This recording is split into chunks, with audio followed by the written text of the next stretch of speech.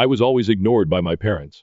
As I grew up, my parents pulled me back home and forced me to take responsibility for my brother. When I started packing and left, my parents barely noticed. I was 25 at the time, just out of college, and ready to go it alone. However, I wasn't surprised by it. All my life, I had been the youngest of 5 children. I mean, significantly younger when I say youngest. Emily, who is the next oldest, is 7 years older than I am. I'm different from the rest in a lot more ways. As a child, I occasionally felt like I didn't exist. My siblings continued to have affairs.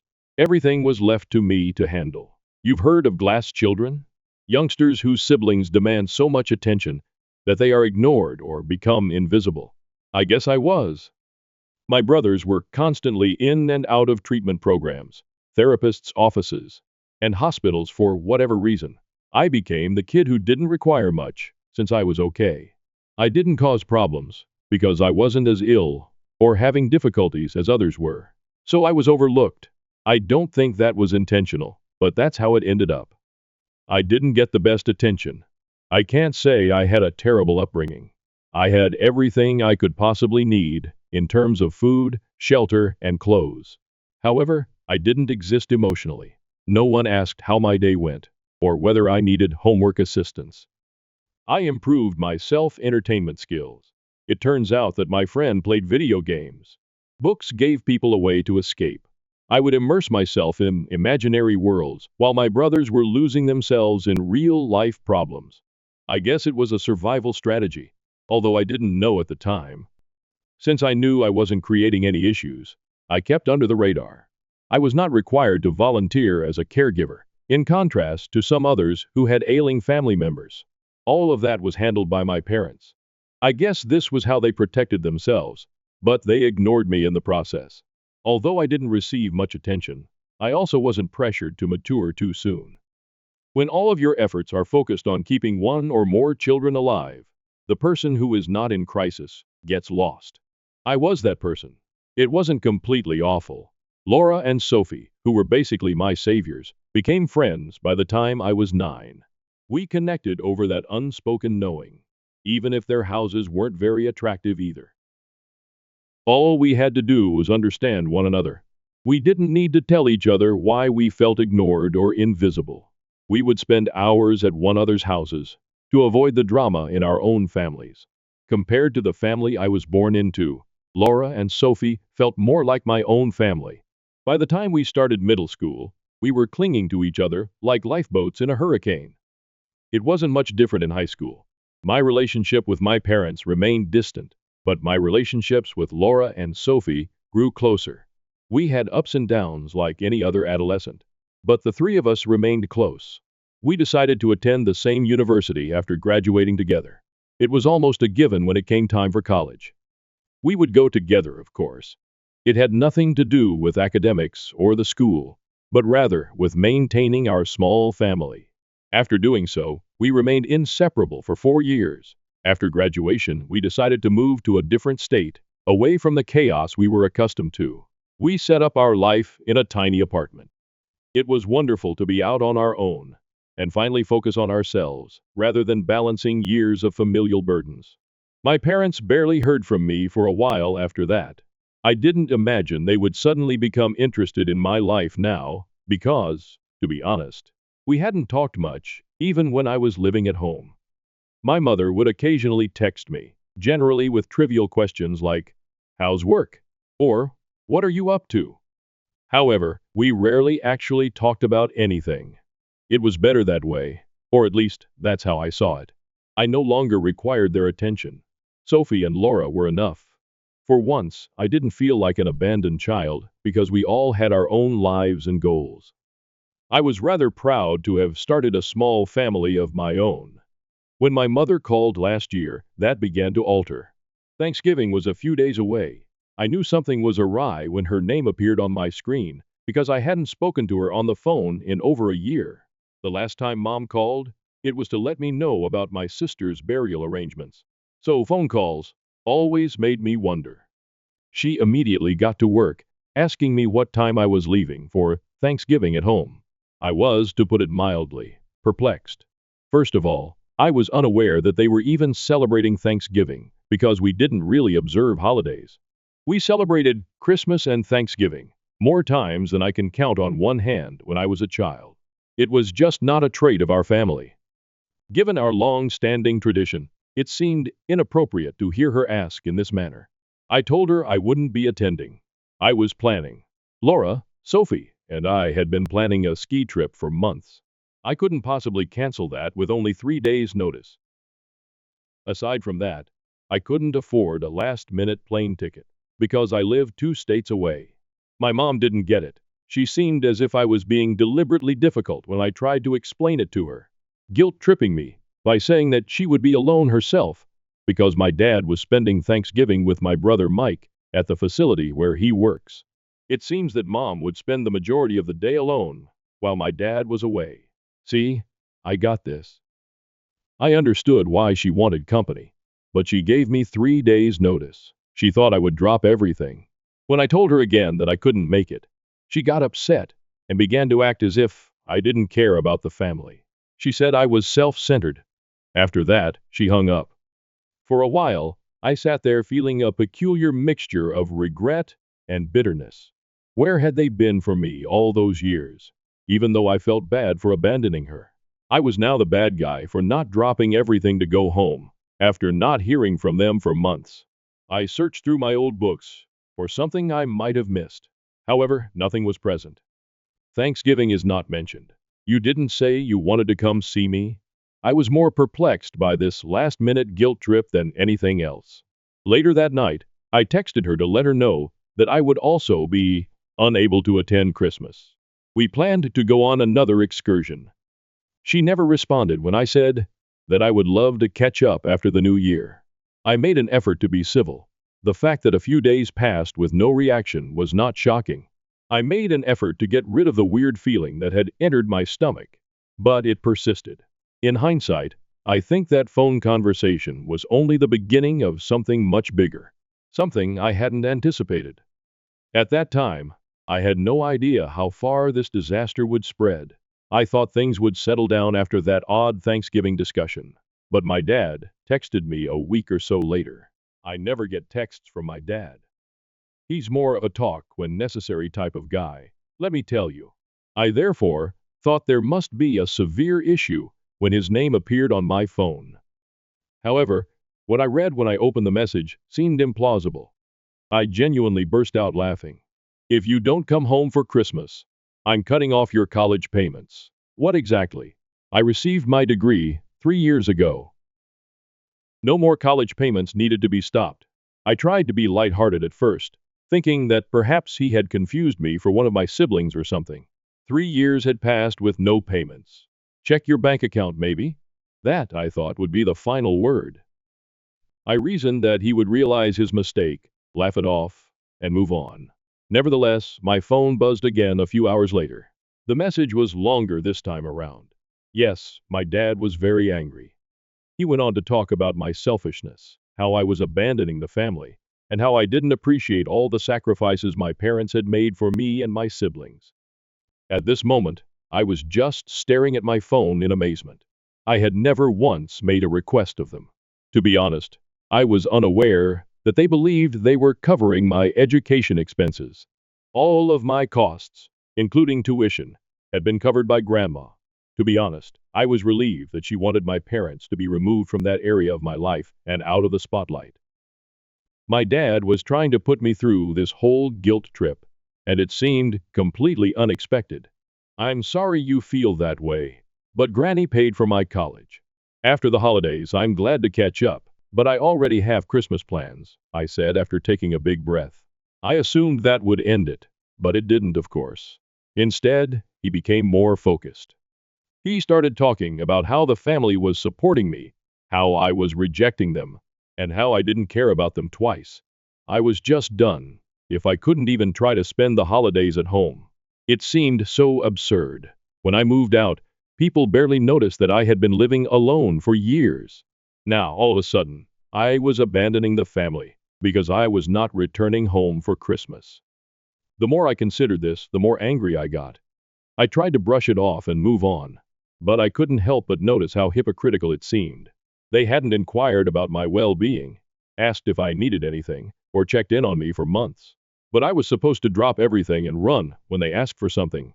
If not, it made no difference. I had the impression that I was merely a fallback option for them, someone they could depend on only when it was practical. I called Laura and Sophie to vent my frustration. As usual, they understood immediately. Laura said my parents probably just wanted to exploit me to boost their own self-esteem. She stated plainly, they don't really care if you're there. Sophie agreed with me. Screw them. They just want to feel like they've fulfilled their role as parents by getting you home for the holidays. You owe them nothing. That was it. It was just what I needed to hear. I owed them nothing. I made the decision to sleep on it that night before responding to my dad once more. I didn't want to make a mistaken statement. However, my phone buzzed once more as I laid there attempting to let it go. My dad sent me another stern message. If you don't come home, don't bother coming back at all. I froze as I gazed at the screen. It was like being punched in the stomach. How did we arrive here? From my own father, essentially disowning me over Christmas, to hardly speaking to him? I wanted to react angrily, to confront him about all the times I felt invisible in that house and how they had ignored me. However, I decided not to respond. I laid over, put my phone down, and attempted to fall asleep.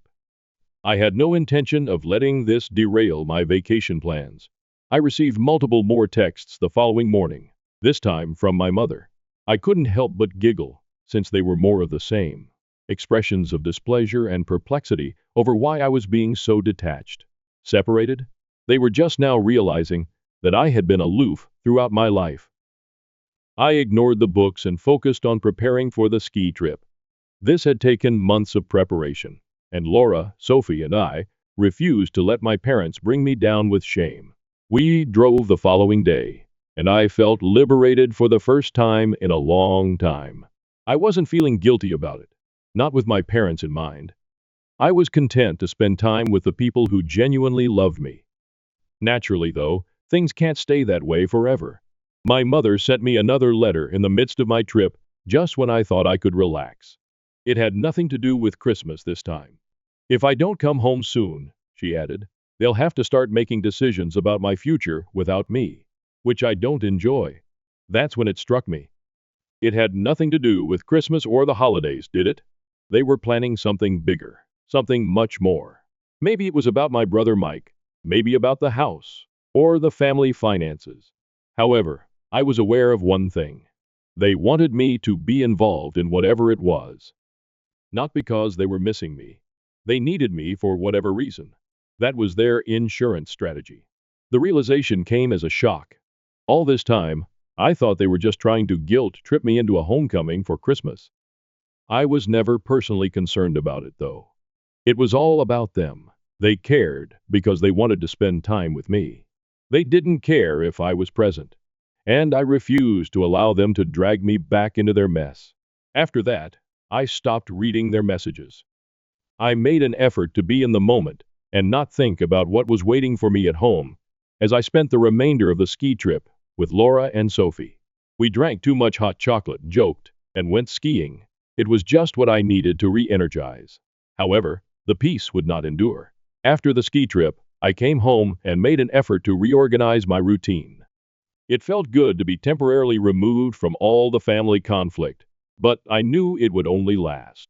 Yes. My oldest brother, Nick, called me a few days later.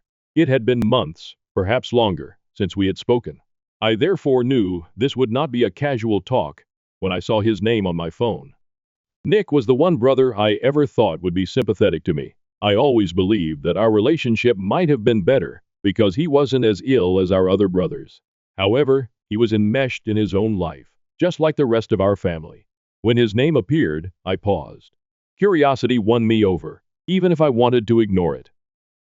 Nick jumped right in before I could say hello. Mom and Dad have been talking about making you the legal guardian for Michael when they're gone. I sat there in shock for a moment. I felt like I was struck out cold by someone. Was this a prank of some sort? They had barely been in my life for years. And now they were going to force Michael's care on me? Throughout his life, Michael has spent time in and out of care facilities. What on earth? Finally, trying to maintain a calm tone, I asked, "What are you referring to?" My heart was pounding. Nick let out a sigh as if he were annoyed that I wasn't accepting this news with grace. "You know the situation with Mom and Dad. They're not going to be around permanently, and they need someone to look after things when they go," I said in a trembling voice. "And they consider someone to be me? After everything? After all the ignoring and guilt-tripping, they just believe I'll abandon my life and take up their mess?" Nick didn't seem to get why I was offended. "Look, you're the only one truly steady among the lot. The others have personal problems. You really have your life together." I almost burst out laughing. All together? What am I living? Yes. I had a solid job, a home, and I wasn't constantly in and out of hospitals. But it didn't mean I was prepared to care for someone, especially after years of treatment that was practically non-existent. "Maybe you guys should have considered this before now," I said, growing increasingly irritated. "They never bothered me about this." Nick came across as defensive. "Like you said, as if everything was already decided behind your back. Until lately, I also knew neither. Still, I considered you should hear it from me before they tried to spring it on you. This has nothing to do with Christmas." Now, the scope of this went beyond a holiday. Michael's parents had big plans for him, and they hadn't even looked to see if I was prepared to take on that kind of responsibility. They just assumed I would. I said, "What then? Am I meant to move back home, drop my entire life, and give up all I have worked for to take care of Michael?" Nick had no answer for that.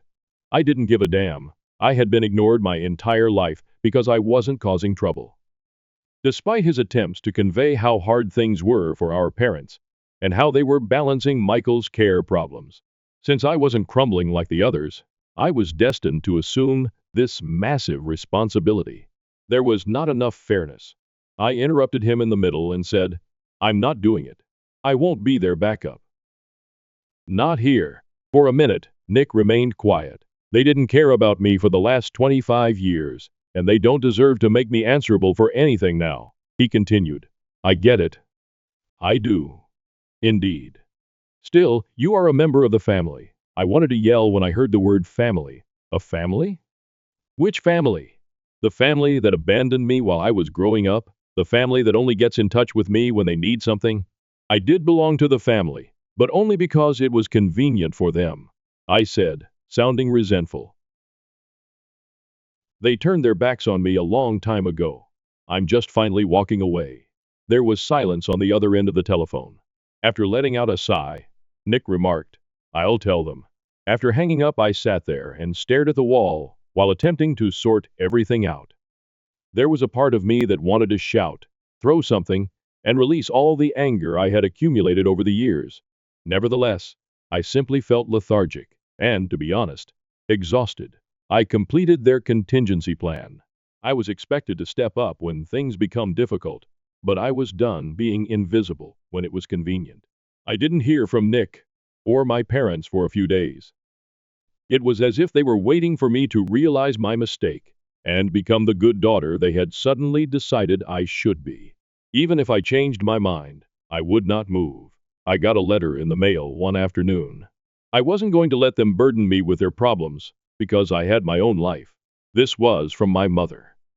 She had sent a letter instead of calling, maybe in keeping with our 1800s lifestyle or something. The letter was lengthy and haphazard, and it contained the same guilt-tripping nonsense I had heard my entire life.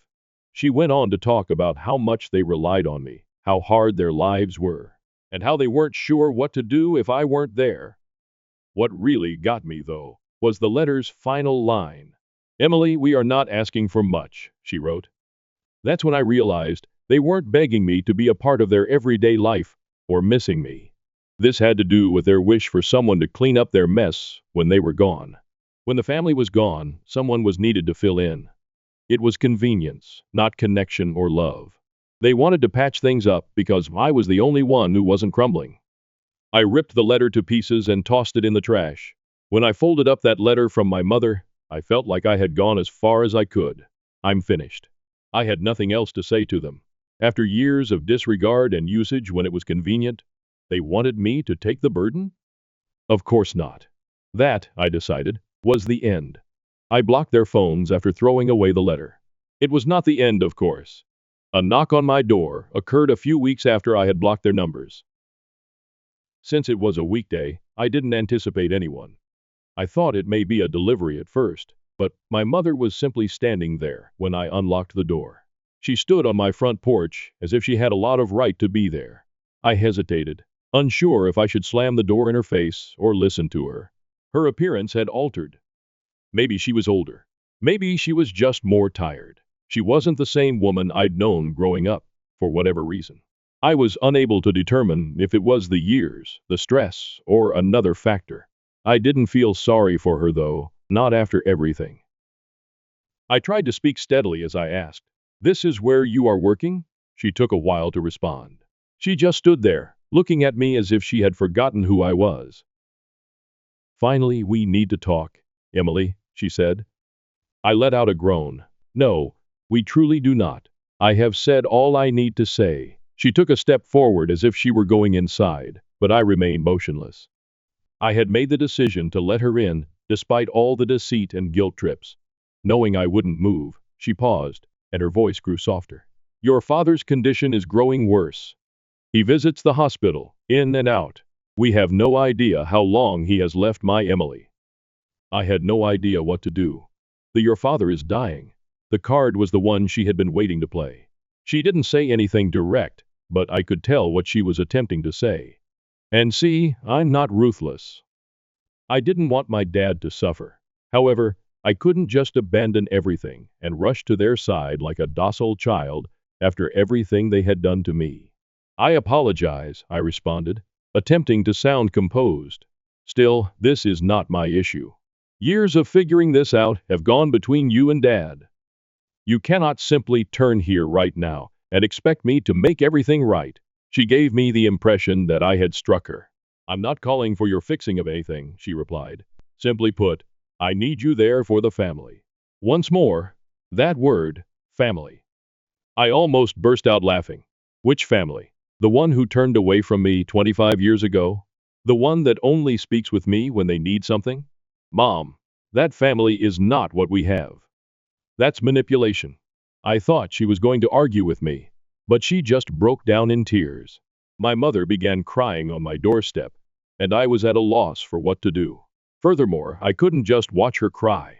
However, I had no intention of inviting her inside.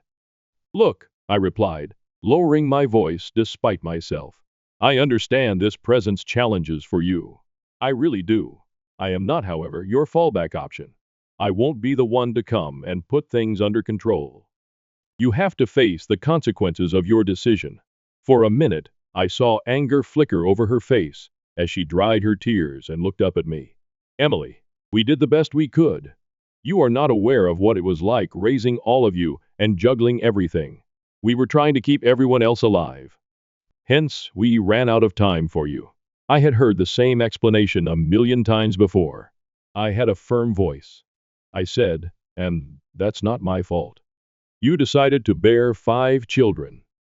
You decided to drop me behind and concentrate on everyone else. Not mine. That was your choice. And right now, you're attempting to shame me about it." "Mom, I am not going to do it." She looked at me for a long time, as if she had forgotten who I was. Maybe she still thought of me as the quiet student who never caused trouble and could be ignored because I didn't require her. However, that child had vanished. They couldn't use me to clean up their mess since I wasn't invisible. "Thus, that's it," she said in a cold tone. "You're just going to ignore us?" she finally questioned. I gave a head shake. "Not yes. Many years ago, you turned away from me." After that, she remained silent. "I'm just finally walking away." All she did was turn and go back to her car. I watched her leave while feeling a weird mixture of feelings. Of course, I was depressed, but I felt liberated most of the time. It seemed like I had finally let go of something that had been bothering me for years. Something I should have let go of a long time ago. I went back inside and took a seat, attempting to organize things. I was no longer angry with her. I wasn't even injured. All I did was carried out. I had life to live, and I refused to allow them to drag me back into their mess, despite the humiliation, the manipulation, and the constant feeling of inadequacy. There was silence for the following few weeks. No SMS, no calls, no mail. It seemed like a huge burden had been lifted off my shoulders, and they finally appeared to understand that I would not be coming back. I focused on my life, my career, and my friends.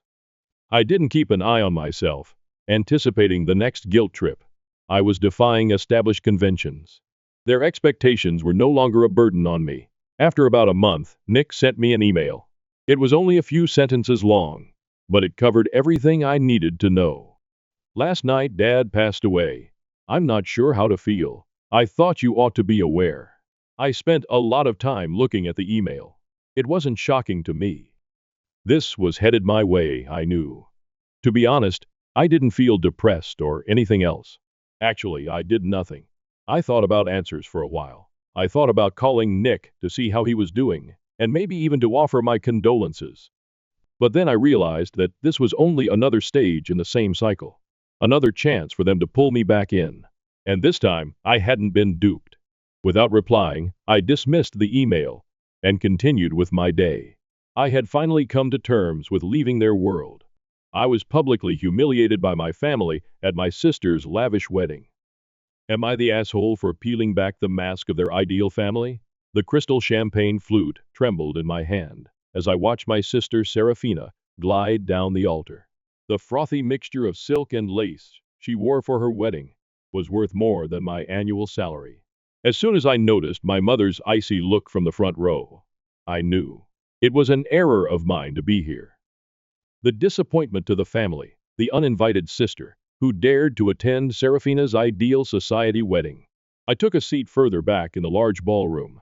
I hoped the gorgeous flower arrangements would shield me from more scathing glances. 2 rows up, a stage whisper echoed. Can you believe she had the nerve to come? After what happened at the clinic, I took hold of my husband Liam's hand. It was only his silent encouragement that kept me from fleeing. Our daughter, Maya, 6, fidgeted in her Sunday best, oblivious to the tension that flickered through the air like static before a storm. The wedding march was played by the string quartet. Both are picture perfect. Julian, Serafina's fiancé, was waiting for her at the altar. As he handed her over, the same father who informed me 10 years earlier that I was dead to him grinned, his pleasure beaming across the room. When Mother stood up, the officiant had hardly finished speaking. She glanced at the crowd, her high heels clicking on the marble. If anyone objects to this union, speak now or permanently hold your peace, she stated. Then she looked directly at me and said, I apologize, everyone. Years of social manipulation had sharpened her voice, and it echoed loudly in the still room. But we have an uninvited guest who needs to leave. Ilara, you were explicitly told you were not welcome at family events. This is a private ceremony. 200 faces turned in my direction. Maya pulled away from me. Mommy, why is Grandma? Serafina's exquisitely manicured lips curled into an angry smile. Security, please escort my former sister out. She's trying to ruin my special day, as usual. Former sister? Maya's tiny voice broke. Nonetheless, Aunt Serafina. I'm not your aunt, dear, Serafina vehemently stated. Your mother betrayed us all, losing her right to call herself family years ago. Adjacent to our row, 2 security personnel emerged. Liam got up and stood between them and me, saying, We're leaving? No need for force. Mother's poisonous voice said, How dare you bring a child into this mess, Ilara? You haven't changed at all, trying to manipulate us with an innocent girl. My cheeks got hot as we went past bewildered guests. Maya trembled in my grasp.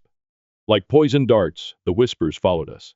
Somebody said, Always was the troubled one? Such a shame what she did to her poor parents. That poor child, having her for a mother. I swung around and halted at the ballroom doors. Serafina stood triumphant at the altar, with her mother and father at her sides like proud sentinels. With the exception of the black sheep daughter they killed. It was the perfect family scene. Congratulations, Serafina, the first said loudly over the silence.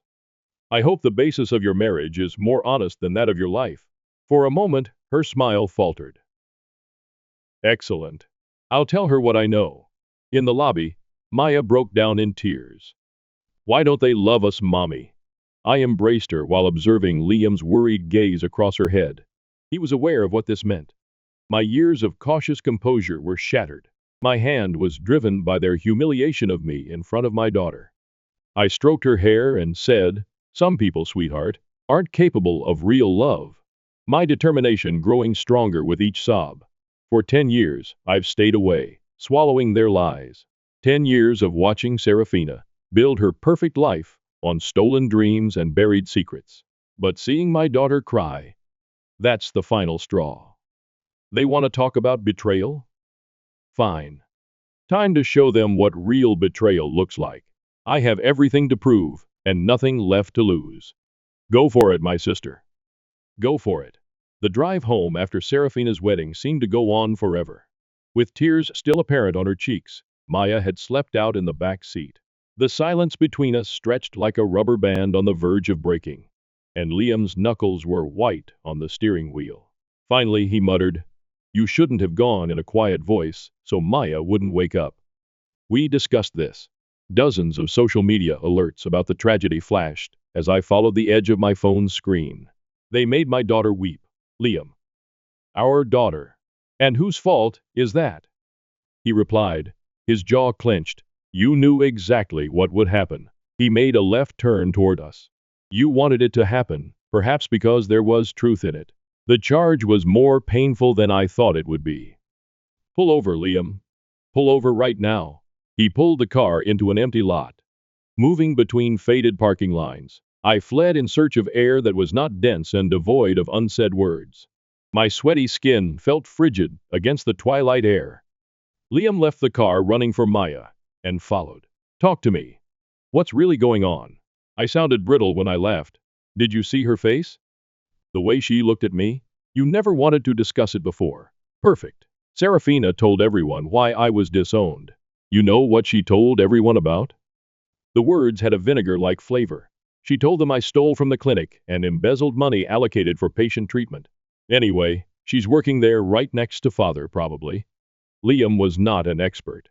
I halted. Not right now. His expression was filled with worry as he approached nearer. Likely what? My phone buzzed. A message from an unidentified number. I understand exactly what happened 10 years ago. Meet me at 2 p.m. tomorrow. Coffee on Carson Street. Alara. Liam's hand on my shoulder made me jump. What aren't you letting me know? I sent him the SMS message. His stance grew gloomy. Could be a trap. Your family may not be my family anymore. I turned to face the car again. Someone at the clinic knows something. Someone who was there when everything fell apart. He grabbed my arm and said, "And you're just going to meet this mystery person after what happened today? Think about Maya. About us," I said. I am thinking about us as I step back a little. That's why I have to do this. They embarrassed our daughter, Liam, made her doubt everything about who she is, who I am. Thus, this is about revenge. This is about truth. Through the car window, I saw Maya sleeping peacefully, in spite of everything. Serafina built her whole life on lies. The clinic, her marriage to Julian, her reputation, they were all built on top of what she had stolen from me. I recognized the indication from our 10 years of marriage when Liam ran a hand through his hair. He was listening, but he was nervous. Exactly what are you hoping for? I firmly locked his eyes and said, nothing yet. But if someone's finally willing to talk, I need to know if you are really with me, not just standing on the sidelines while I fight this battle alone. He observed me quietly for a while before saying, "You're different tonight. There's something in your eyes I haven't seen before." I moved closer and took his hand, saying, "Maybe because I finally see things clearly. Remember when we first met? You mentioned I was carrying too many ghosts. You were right. But Liam, they were monsters dressed in my family's faces, and I let them haunt me for too long. They were not ghosts. We were swept by the headlights of one car as it passed. Liam's face began to reflect understanding in that little moment. He hugged me tightly. He whispered, I'm with you into my hair, but we do this cleverly. We do this right. No more improvised confrontations. Agreed? I breathed in his familiar aroma, gaining strength from his solid presence. Coming with me tomorrow at the coffee shop? Watch from a distance. Make sure it's not a setup. He pulled back and touched my face, saying, Of course. But, Alara, promise me something. Always. We protect Maya first. Whatever we learn, whatever happens, always. Always, I said. Although I was aware that sometimes defending oneself meant retaliating. Sometimes it entails destroying everything in order to use the ashes to construct something bigger. Maya shifted a little in the car, murmuring in sleep. I felt my will stiffen like titanium as I stared at her. Serafina and my parents thought they could make me look foolish again. Instead, they had provided me with just what I needed, a reason to quit running and start defending myself. My mysterious messenger appeared. I'll begin gathering the matches I need to light this whole facade tomorrow. Tomorrow. However, I would be cuddling my child tonight and reflecting on why the truth was more important than any easy lie. I discovered Miss Chen, our family clinic's former accountant, hunched over a laptop in the corner of Carson Street Coffee, which was bustling with afternoon traffic. Liam caught my eye from his position at the counter and acknowledged in silence that he was watching. Opposite Miss Chen, I sank onto the chair. Her fingers were a little unsteady as she closed her laptop. 10 years is a long time to stay quiet. I wasn't sure you would show up. I spoke in a neutral tone, even though my heart was pounding. Where now? Uncomfortably, she looked around and distributed a USB disk. Your sister's wedding. It was all over social media. When I saw what they did to you, you ought to see something here. The drive felt very heavy in my hand. What's on it? Miss Chen softened her voice and leaned forward. Financial records from before you left. Your father actively covered up massive ones. Your father didn't just frame you for embezzlement, Alara. I got my coffee. Miss Chen stammered at Liam's presence because of his quiet manner of staying close. When he was gone, she went on. She stated, the patient passed away in 2013. Remember? How could I forget? After receiving experimental treatment, a patient with terminal cancer passed away. The inquiry exonerated the clinic. However, what about it? Serafina administered the wrong dosage. She wasn't qualified, hadn't even completed her medical training. The comments spoken by Miss Chen were like physical blows. Your father buried it, paid off the family. He used the money he claimed you had taken. The coffee cup trembled on the saucer as I set it down. Do you have evidence? Everything's on that drive, including evidence that Serafina never finished medical school. The credentials her clinic uses are all falsified. My throat constricted. Why did you not step forward back then? Her face reddened with shame. Your father threatened my family. My daughter was sick. I needed the insurance. But she's grown now, and I noticed what happened at the wedding. The way they're still hurting you. My phone was buzzing from Serafina. Having coffee with anyone intriguing? I glare and catch a glimpse of Julian's automobile through the window as it drives off. They were watching me. With a hint of terror in her voice, Mrs. Chen knew this. I wouldn't have. I stood up, held out an arm and said, It's okay. Let my husband drive you home. Liam arrived immediately and walked Mrs. Chen out after reading the situation. Just catching up with old friends. Married life, how is it? Is what I said to Serafina. She answered right away. Keep your distance from Mrs. Chen. There should be some stories buried. I snatched up the USB device and began thinking quickly. However, it was father who sent the following message. Your place of employment, 1 hour. Come alone. Mrs. Chen loses everything. Something had altered, but it was obviously dangerous. The trembling in my hands was sudden anticipation instead of fear. I was stopped at the clinic by father's secretary, but I pushed by her and went into his office, where Serafina and he waited. Serafina said, That was quick, but her usual haughtiness disappeared. I approached father across his desk and said, Enough games. You want to threaten Mrs. Chen? Go ahead. First, explain something. How many other patients did Serafina kill? He lost the color in his face. Serafina took a step. You're talking about something else entirely. I took note of their answers. 2013. Terminal cancer patient. Wrong dosage. Ring any bells? You've obviously lost your mind, remarked father. However, I interrupted him. Funny thing about buried secrets. Someone always keeps receipts. I grabbed my phone and listened to the recording of Mrs. Chen.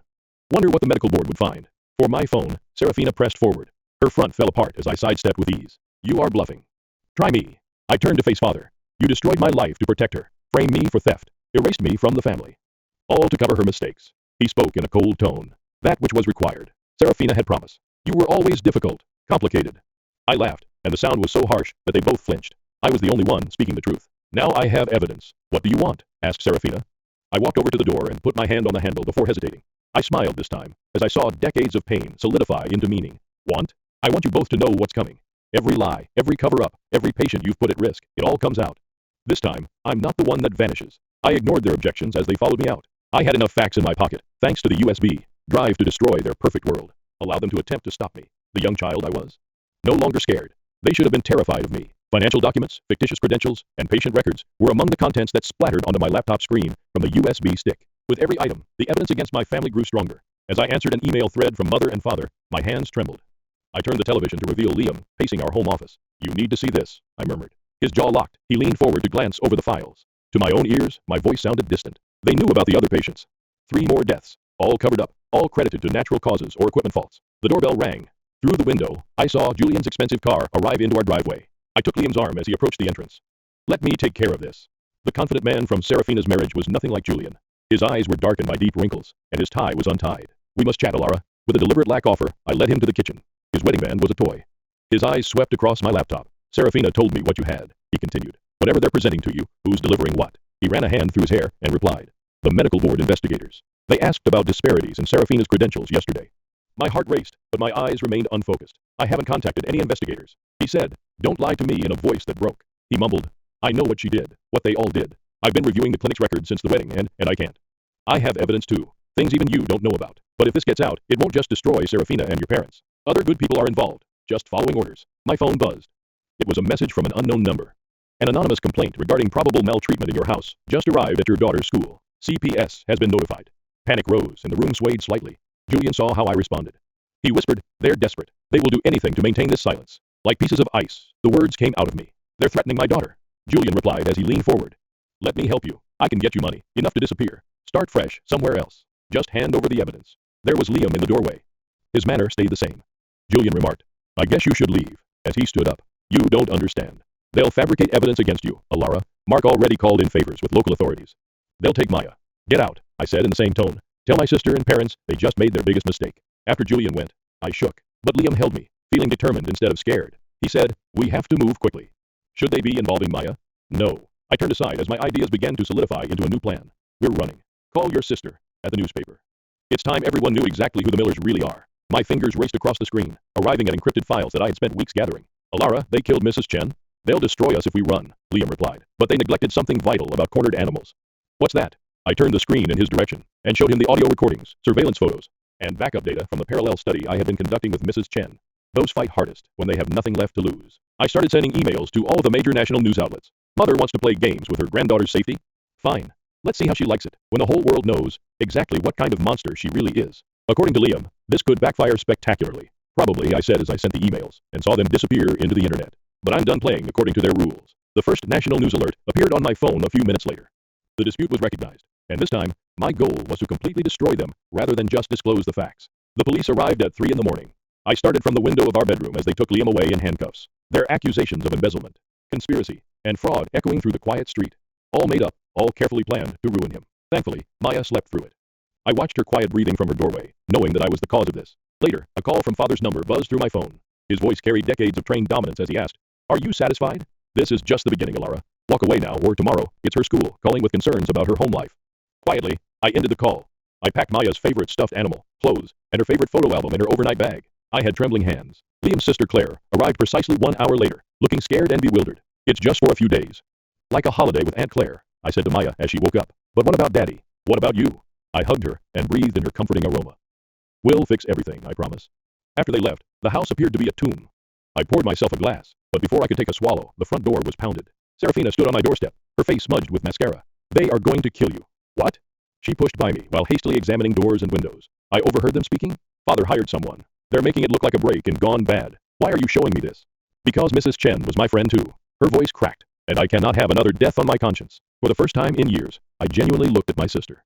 The perfect facade had fallen apart, revealing a person who was equally damaged as I was. "Additionally, Julian left me," she added. She took hold of my arm. "The medical board revoked my license. Everything's falling apart, and they're just worried about protecting themselves like they always have.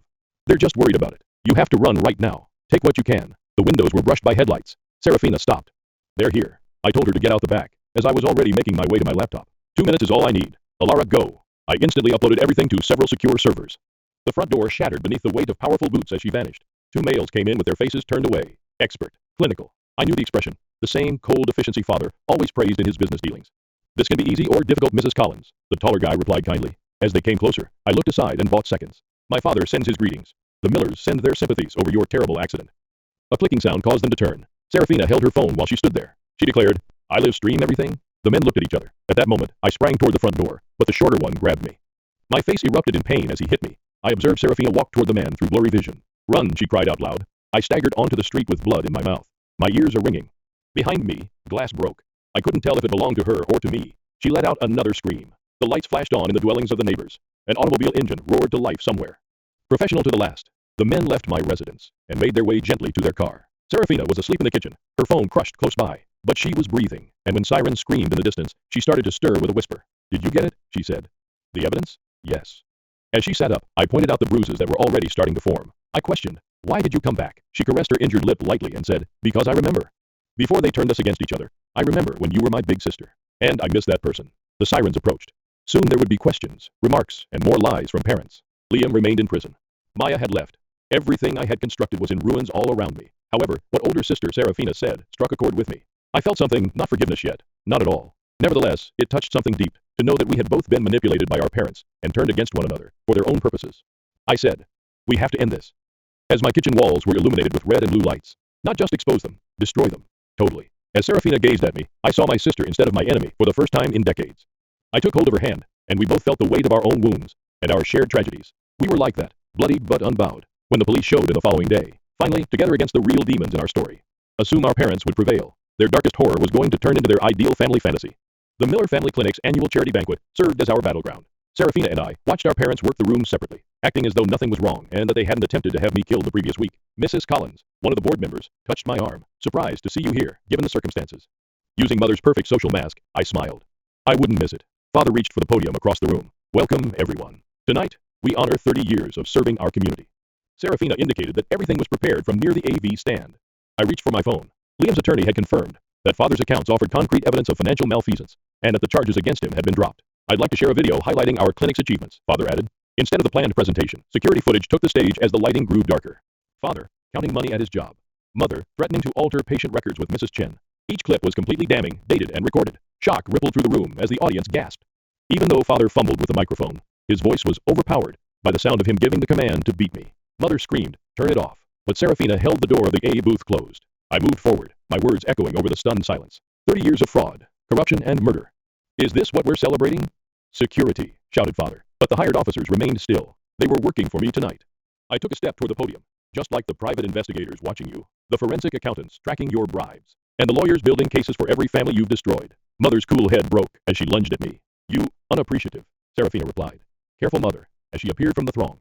"The press is recording this right now." As invited anonymous reporters recorded every remark and every scene, cameras did indeed flash. Father's face twisted in rage as he asked, "You planned this together? My own daughters?" "Your daughters," I said, my laughter piercing like shattered glass. "Everything I did was to protect this family," he growled. "You tried to kill me. Last week, you framed my husband. You threatened my child." With brutally digging fingers, he seized my arm. "Let her go," said Serafina in a firm, steely voice, "or I tell them about Jason." Dad froze. The mother said, "What?" "The patient from 2011s, Serafina replied, purposefully staring at him. "Except it wasn't the equipment, was it? It was you, trying to cover up a mistake that would have cost you everything. You blamed equipment failure." "You knew?" Mother said in a shaky voice. Serafina answered, "I found the actual records." With a little tremble in her voice. "You never protected me, because you loved me. You did it because you needed someone under your control. The ones you kept to blackmail the manufacturer realized that too." This time, actual policemen entered the ballroom. Father shoved me away as he saw them, and ran for the door. Julian, my surprise ally, tripped him before he had taken 3 steps. The chamber reverberated with the sound of shackles snapping into place, as Father lay splayed on the marble floor. As Mother fought her own arrest, shouting a long list of denials and obscenities, the investigator started. "Mark Miller, you are under arrest." He then read him his rights. "You're charged with conspiracy to commit murder fraud." I wasn't listening though. I saw as their masks were irreparably broken, and their utopia crumbled. My arm slid across Serafina's. "You're free now," she remarked quietly. I continued to yell against unappreciative kids as I watched Mother being hauled away. However, I had a strange weightlift, a future emerging in which I was no longer under their control. I suffocated, by the way. My girlfriend turns everyday life into a fairy tale. How can I tell her the truth without breaking her heart? Throw away, because my main topic can be connected to my girlfriend's blog. I have been with my girlfriend for about 5 months. We've been casual friends since college, but only began dating after she graduated. We get along really well. When I say princess syndrome, I don't mean that she is spoiled or entitled, because she isn't. Her clothes seem to take over her life. She dresses like a sort of fairy tale princess on a near daily basis, excluding at work. Long, frilly skirts, lacy blouses, things like that. It works for her, because she is very pretty and can pull it off. At first I found it to be very endearing, but then I became aware of how much time she spends on her outfits. She runs a blog that has a sizable amount of followers, and she is constantly posting outfit pictures, links to clothing items, and whatnot. She spends a few hours a day on her blog, at least. Then she spends time sewing items for new outfits, or for her Etsy store. When we go out, we get a lot of stares at what she's wearing. I've also caught people sneaking pictures of her on their cell phones. This attention makes me uncomfortable. I have asked her to tone it down a bit, but she took that to me not wearing anything in her hair when we're out together. I have told her several times that I love her just the way she is, but she seems to brush it off. I had hoped, when she started her new job in the career of her choice, that she would become more serious, but her new boss and coworkers encouraged her. I worry that people won't take her seriously or miss how kind and intelligent she is. How can I talk to her about dressing more appropriately without hurting her feelings? Update 1. Too long, didn't read. Girlfriend dresses like a princess. How do I talk to her about it? Relevant comments. Commenter, sounds like you have to get over your insecurities. This is her hobby, her interest, and she's getting positive reactions. You shouldn't be trying to change her, especially when it was something that initially drew you to her. Whoop. I guess I'm having trouble seeing clothing as a hobby. I play video games as a hobby, but that doesn't cause strangers to take pictures of me when I'm trying to shop at the supermarket. I get your point that it initially drew me to her because it did. That's fair. I guess I didn't think that it would be such a constant thing in her life, especially after she graduated. Commenter. So, you love her just the way she is, but you're assuming she'll take that to mean she should change how she is? That doesn't make sense. This is how she is. She enjoys dressing up like this. Shit, she posts outfit photos online because she enjoys it so much. Other people encourage her because they do like how she is. If you don't like the attention, ask her sometime to just go out with you while she's wearing a casual outfit. But keep in mind that she already loves what she's normally wearing. Whoop, this is my problem. How do I ask her to dress more casually around me without her misinterpreting what I mean again, and also not hurting her feelings? I can think of ways to say one half of that, but it doesn't work with the other half. Commenter. If you love her the way she is, why do you want her to change? Just curious. Hope. She doesn't need all the frilly stuff. She'd still look like a princess. And it's one thing for an artsy college student to dress alternatively, but she's a 23-year-old woman now. I feel like her clothing masks how smart she is and makes her appear shallow. Is it for attention? I do think it's an attention thing. She says she doesn't care about what people think about her, but she spends so much time on her blog replying to comments and such. I kind of doubt it. She also has told me that she loves being approached by little girls while she's dressed up, which definitely makes me think it's about attention. She doesn't dress inappropriately by those standards. She is well groomed and doesn't show much skin. But is it appropriate to wear lacy dresses and flower crowns to the supermarket? Again, it attracts unnecessary attention. Update 2. I didn't plan on updating, but things changed. I realized from my last post that I needed to be more supportive, but also communicate on how she could dress down on certain occasions, so we could both be comfortable. Well, I never got a chance to talk to her about it. Last week, she called and wanted to stop by my apartment after work. When she got there, I offered to make dinner, but she said she couldn't stay, and we had to talk. I jokingly asked if she was breaking up with me, and she looked really guilty. You can see where this is going. We talked about how we were in different places in life and had different goals for the future. Well, she talked, but I agreed. It was a pretty amicable breakup, even though I felt blindsided. We agreed to stay friends. I've never been dumped before, and it's fucking awful. I'm having trouble with the whole social media thing post-breakup. I want a way to keep in touch with her, but as soon as her relationship status changed, all these alternative-looking guys have been liking her posts and commenting on her pictures. I don't think she's seeing these guys, but it still hurts. My friend wants to set me up on a date, but I don't know if it's a good idea. Relevant comments. Commenter. Fickle is the head that wears the flowered lace crown. It was never going to work out anyway. You had some laughs and some good times. Enjoy that and move on. O.P. I understood some of her reasoning. Mainly, I want to move out of the city once my lease is up, and I wanted her to move in with me. I was worried about the long distance. She didn't want to leave the city though. She said something about me being controlling too, but I don't think that's the case at all. Block her. We agreed to stay friends, so I don't want to block her. Update 3. 9 years, 8 months later, I was going through an old email and found this account again. I was surprised I could still log in, and even more by the amount of people who had reached out to me. It's a bit embarrassing to relive this breakup from almost 10 years ago.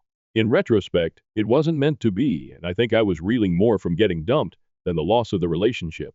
I am 33 now, and married to a wonderful woman, 31 female, for 4 years. I learned my lesson about supporting my significant other's hobbies. My wife loves running and baking. We have a daughter who is turning 3 this year. I want her to be free to express herself how she likes, as long as it is safe, of course. I would do anything for them. I am still friends with my ex-boyfriend on social media. We don't talk, but will like each other's posts. She is married to another woman now, who also dresses differently. It's not as frilly as she used to dress, but still unusual. Her pictures look like something out of Anne of Green Gables. She seems very happy on their farm together. Too long, didn't read, was dumb in my early 20s. Got over an old breakup, and now I am married and happily supporting my wife's hobbies. Relevant comment. Commenter. Can we expect an update in 10 years when your daughter has become a teenager and developed princess syndrome? Also, congratulations on your life. Oop. Well, she does love pink and purple. My wife's affair was exposed by her own parents. Now they want to disown her and leave me their $2 million inheritance. Should I accept it? My wife, Nicole, 27F, and I, 29, had been married for a year before I filed for divorce after discovering she was cheating on me with one of her coworkers. Interestingly, it was my in-laws that revealed the affair to me and advised me to file for divorce as soon as possible. Nicole is the sole child of her rich parents, who run a large pharmaceutical firm. Nicole and I met on a dating service around 3 years ago and hit it off on our first date. After 1 year of living together, I proposed, and we married shortly thereafter. Her parents, whom I'll call Frank and Leah, were always quite nice and seemed to like me. Nicole always joked that I was the son they never had, and it truly seemed that way. They treated me like family from the moment I met them. They were warm, friendly, and grounded despite their affluence, which I greatly respected. I grew up in an emotionally unstable home. My parents did not love each other, but stayed together for my sake, resulting in regular arguments. Neither were affectionate, and while we are still in touch, family dinners feel more like chores. But Nicole's family was different. They felt like my own people, and I instantly relaxed around them. While I knew they liked me, I never dreamed they would support me over their daughter. My difficulty now is that Frank and Leah want to make me the successor to their inheritance as a result of Nicole's adultery. They want to compensate for what happened by paying me $2 million while disowning Nicole in the process. I'm not sure if I should accept it, because in the end, the money is rightfully Nicole's. And I'm only being offered it because of her betrayal. Nicole is outraged at the scenario, and I am emotionally heartbroken. I had a lawyer look over everything, and it's a substantial sum of money that I would be taking away from Nicole if I accepted their offer. Despite how hurt I feel, I'm not sure if this is the appropriate thing to do. I obviously want the money, but I am conflicted. Nicole and I have always had a smooth and loving connection. We had little fights, as any couple would, but we worked them out. So when my in-laws invited me over to their house to talk about something important, I had no idea they'd reveal Nicole's infidelity. Nicole works for her father's company and is in charge of recruitment. Because it was a family business, they could easily keep an eye on her and observe. She was spending a lot of time with one of the new hires. What made it even more horrible was that the man she was having an affair with was much younger than her. He had recently graduated from college and he was just 21. It was legal, but it seemed unusual that Nicole, although being happily married, felt compelled to pursue love outside of our marriage. Her parents had seen the growing intimacy between the two of them and even asked Nicole about it to be sure. She assured them that they were just close friends and that nothing untoward was happening. This worried her parents, not only because it would have an impact on our marriage, but also because it could lead to legal action. Nicole was in a higher position than the guy she was associated with, and if things went wrong, he could use it against the company and sue them. Despite her parents' persistent questions about their relationship, Nicole argued that it was entirely professional and that there was nothing else to it. Unfortunately, her parents found it difficult to trust her, Despite their cautions, Nicole continued to see him outside of work. They initially refused to notify me because they did not believe it was their responsibility. It was plausible that this was a harmless friendship. However, things escalated, prompting her parents to intercede. They hired a private detective to keep tabs on Nicole. They had no money issues and were able to hire a professional for the work. The detective discovered that Nicole was frequently visiting the other person after work hours. She would tell me she was with friends or at work, and I believed her. But her parents later disclosed that this was not the truth. Every day, once her workday finished, she would go over to his house and spend a few hours before returning home. We all knew that if she was lying to me, something was wrong. When I found out, I was devastated. I sincerely love Nicole, and a part of me still does, but finding that she had been cheating and lying for months devastated me. This news came about a week and a half ago, and I still remember how upset I was during the meeting with my in-laws. They too were very saddened when they told me the truth, knowing Nicole would never confess. They believed it was best for them to come forward. Nicole had no notion her parents knew the truth. I was the first one they informed. I cried down in front of them, but they consoled me as if I were their own kid. They reassured me that it was not my fault, and that they had seen how effectively I handled Nicole. This was completely her doing. She didn't appreciate the love she received from her parents and me, and tossed it all away for someone she'd only known for a year. I stayed at their house that night because I couldn't bring myself to go home and confront Nicole. They kindly let me spend the night, and I cried the whole time. I was rattled up and unsure of what to do next. Logically, I understood the next step was to file for divorce, but my heart wasn't ready to give up on her just yet. The following morning, I decided to return home before Nicole went to work. I hadn't returned any of her calls or texts the night before, so she was astonished when I walked up just as she was ready to leave. I was plainly in horrible shape, and she was concerned. I sat her down and asked her about the affair, as it was the most pressing issue on my mind. She hesitated and attempted to dispute it at first, but then I showed her the photos her parents had given me, shots showing her car parked outside her coworker's house on the night she had told me she was working late. She tried to say they were just pals hanging around, but there was no reason for her to lie. Eventually, she was forced to reveal the truth. She had been cheating on me. I broke down as soon as she admitted. This time, it was worse than previously since when it was only her parents informing me. I still hoped it was a misunderstanding. Hearing that from Nicole herself shattered any denial I had. I was hysterical, and while I don't remember all I said, I do recall there was a lot of screaming and shouting. Nicole began to cry, confessing that she had been silly and lost sight of what was important since she had grown bored in our marriage. She stated that the affair meant little to her and that she never expected me to find out. It simply made matters worse. If it didn't mean anything, she had no reason to do it. I was shocked to learn that she had wrecked our marriage because she was bored. I recall yelling at her about how much I trusted her, how I had always been there for her, and how she had given it all up for someone she hardly knew. I yelled until she collapsed into a pool of tears. At one point, things became so severe that she collapsed on the floor, wailing with her head and her hands, while I screamed. It was a disaster, and just thinking about it makes me uneasy. Nothing about it seemed normal. When the ordeal ended, I informed her I was done and asked her to leave the house. She begged with me, claiming she would cease things with the other guy immediately and wanted another chance at our marriage. I informed her that as long as she was around, all I could think about was her affair.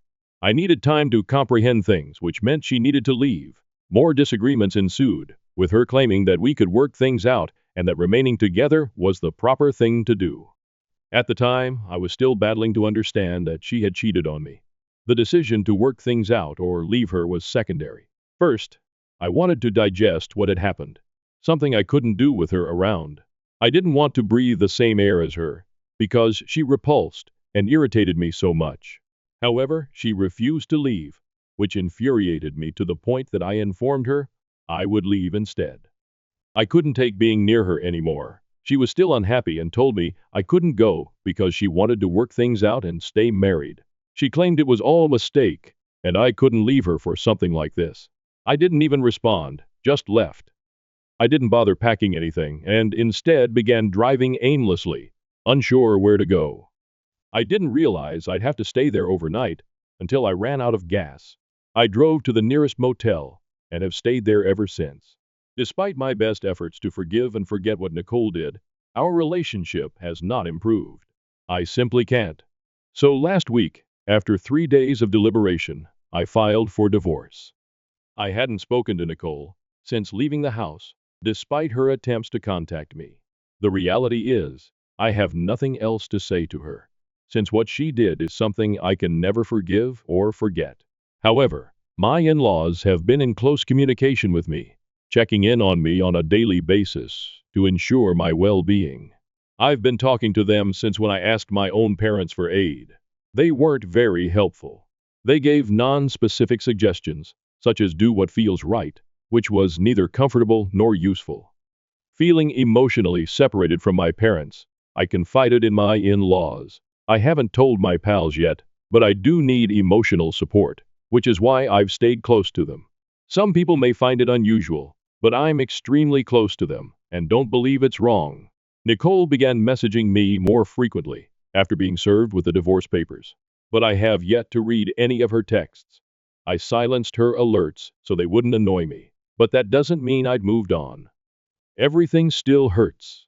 To make matters worse, I am also struggling at work. One had to take an unexplained leave of absence since I was unable to commute from the hotel, which is in the middle of nowhere.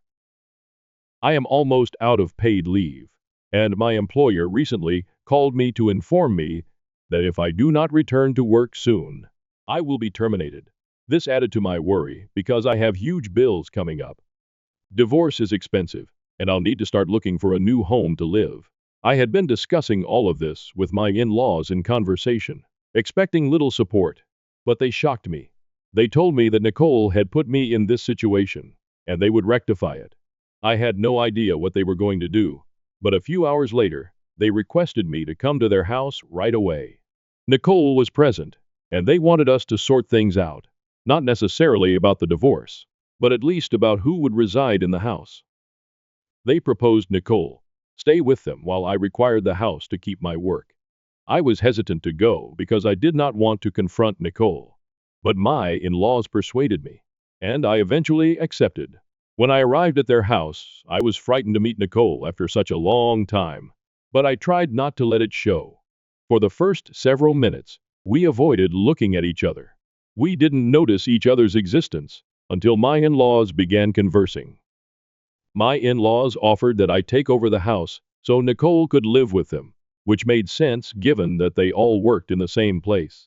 Losing the house would be a significant issue for me, because it would mean losing my work without a solid place to live. Then, something unexpected occurred. Nicole began protesting that she did not see why she had to be the one to make such sacrifices. She said it was my fault, we were divorcing, and informed her parents that they, as her parents, should be on her side, rather than mine. She accused them of supporting a cheater, which baffled us all. We stared at her, waiting for her to clarify what she was saying.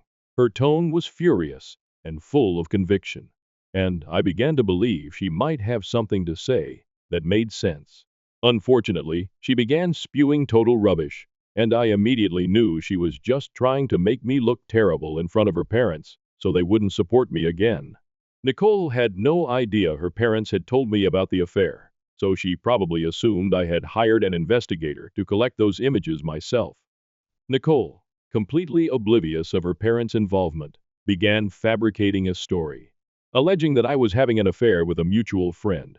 She stated she had noticed how cozy the two of us were whenever we hung together, and she even supplied manipulated images to make it appear as if I was romantically involved with my friend. Nicole stated that her own affair occurred because she was hurt after discovering my alleged adultery, and that she only went out with her coworker as a form of revenge. She explained to her parents that now that everything was out in the open, she expected them to kick me out of the house and cut relations with me. She insisted that they discontinue their friendship with me because she was convinced I had duped them into thinking I was the victim. Nicole also accused me of planning the meeting with her parents in order to portray myself as innocent and place all of the responsibility on her. At that point, I knew Nicole had made a serious mistake.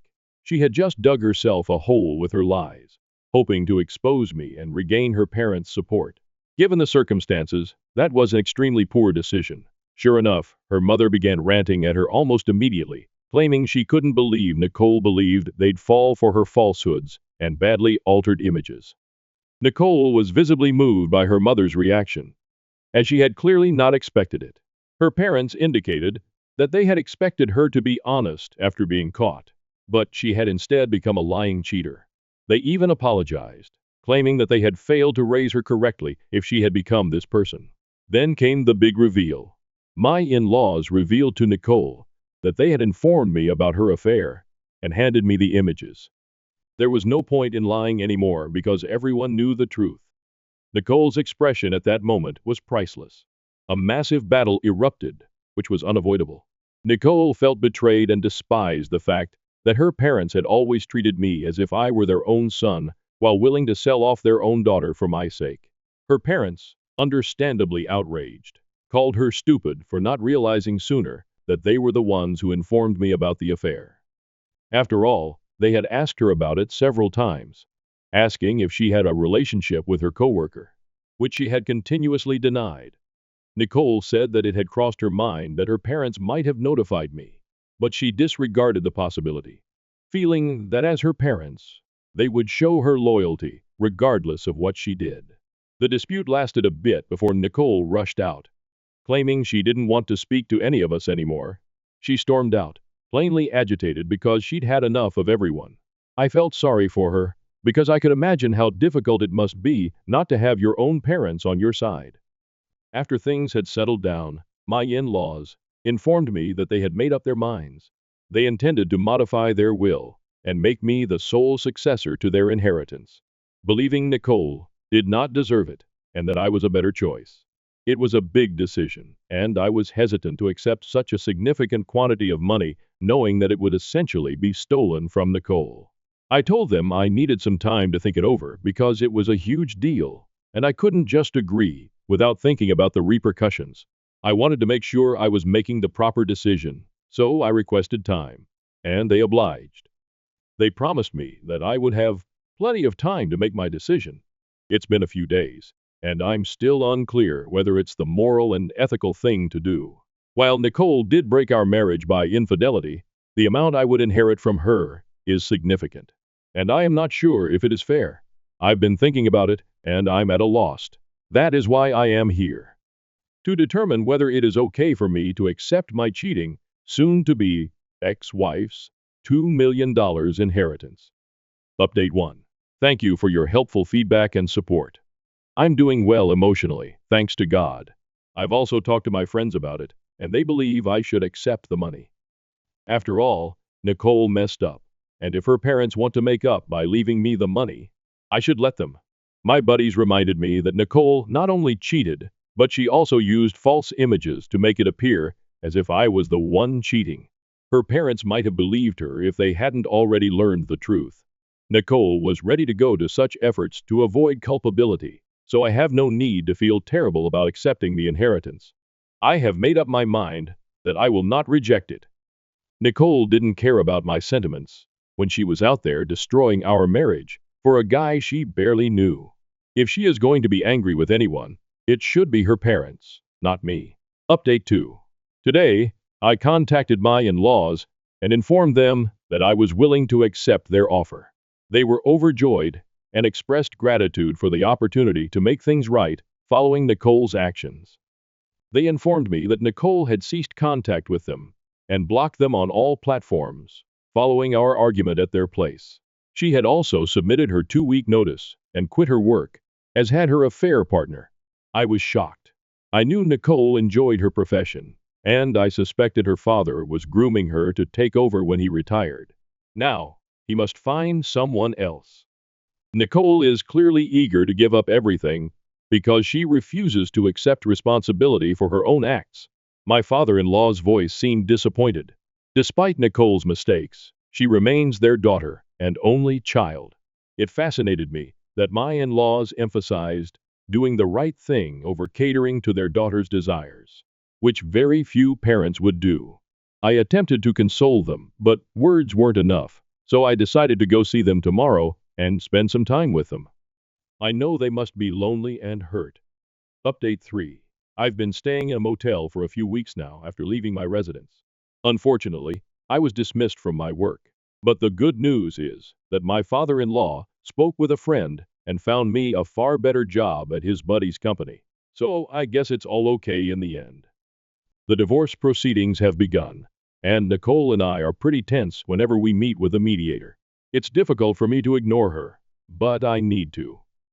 Nicole has already started dating and moved in with the other guy, which I know for a fact. I'm not shocked, but I am rather disappointed. I expected her to take longer to move on from me, given how long we had been together, but it plainly didn't mean much to her. And I'm now trying to make sure it doesn't mean anything to me either. However, things with my in-laws are going well. We no longer speak to Nicole, nor does she speak to us. We try not to bring her up because it's a delicate subject for all of us. It's sad, but at least we're a family now. My in-laws haven't amended their will yet, but they intend to do so when the divorce is finalized.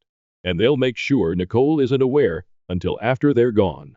We try to meet up frequently because we know we're all going through the same thing and can help each other. I hope it improves over time, and maybe someday it will. My sister-in-law faked car accident injuries to manipulate my husband, but I caught her on camera. Now, she's in jail for fraud. I never expected to be spilling my heart out on Reddit, yet here I am, desperate for advice and support. I'm Nancy, 28, and I'm currently dealing with my husband's family, notably his sister Jenny. 32F Jenny and I have always had a rocky relationship, but recent events have pushed things to breaking point. To provide some context, I met my husband Warren, 30M, at a mutual friend's Halloween party 5 years ago. I remember it like it was yesterday. I was dressed as Wonder Woman, and he arrived as Clark Kent. We spent the entire night conversing in a secluded nook, ignoring the craziness of the party around us. We hit it off right away, bonding over our mutual love of hiking, photography, and 1980s movies. I had never felt such an instant connection with anyone before. We chose to marry after 2 years of dating, which included weekend escapades, nice movie nights, and the occasional disagreement, typically about Warren's habit of leaving his socks everywhere. Our wedding was a small, personal celebration in a rustic barn, attended by close friends and family.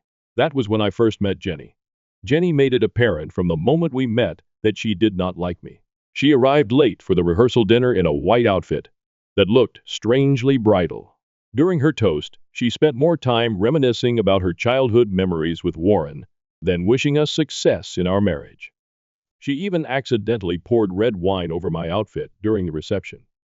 At the time, I put it down to wedding day stress and attempted to dismiss it.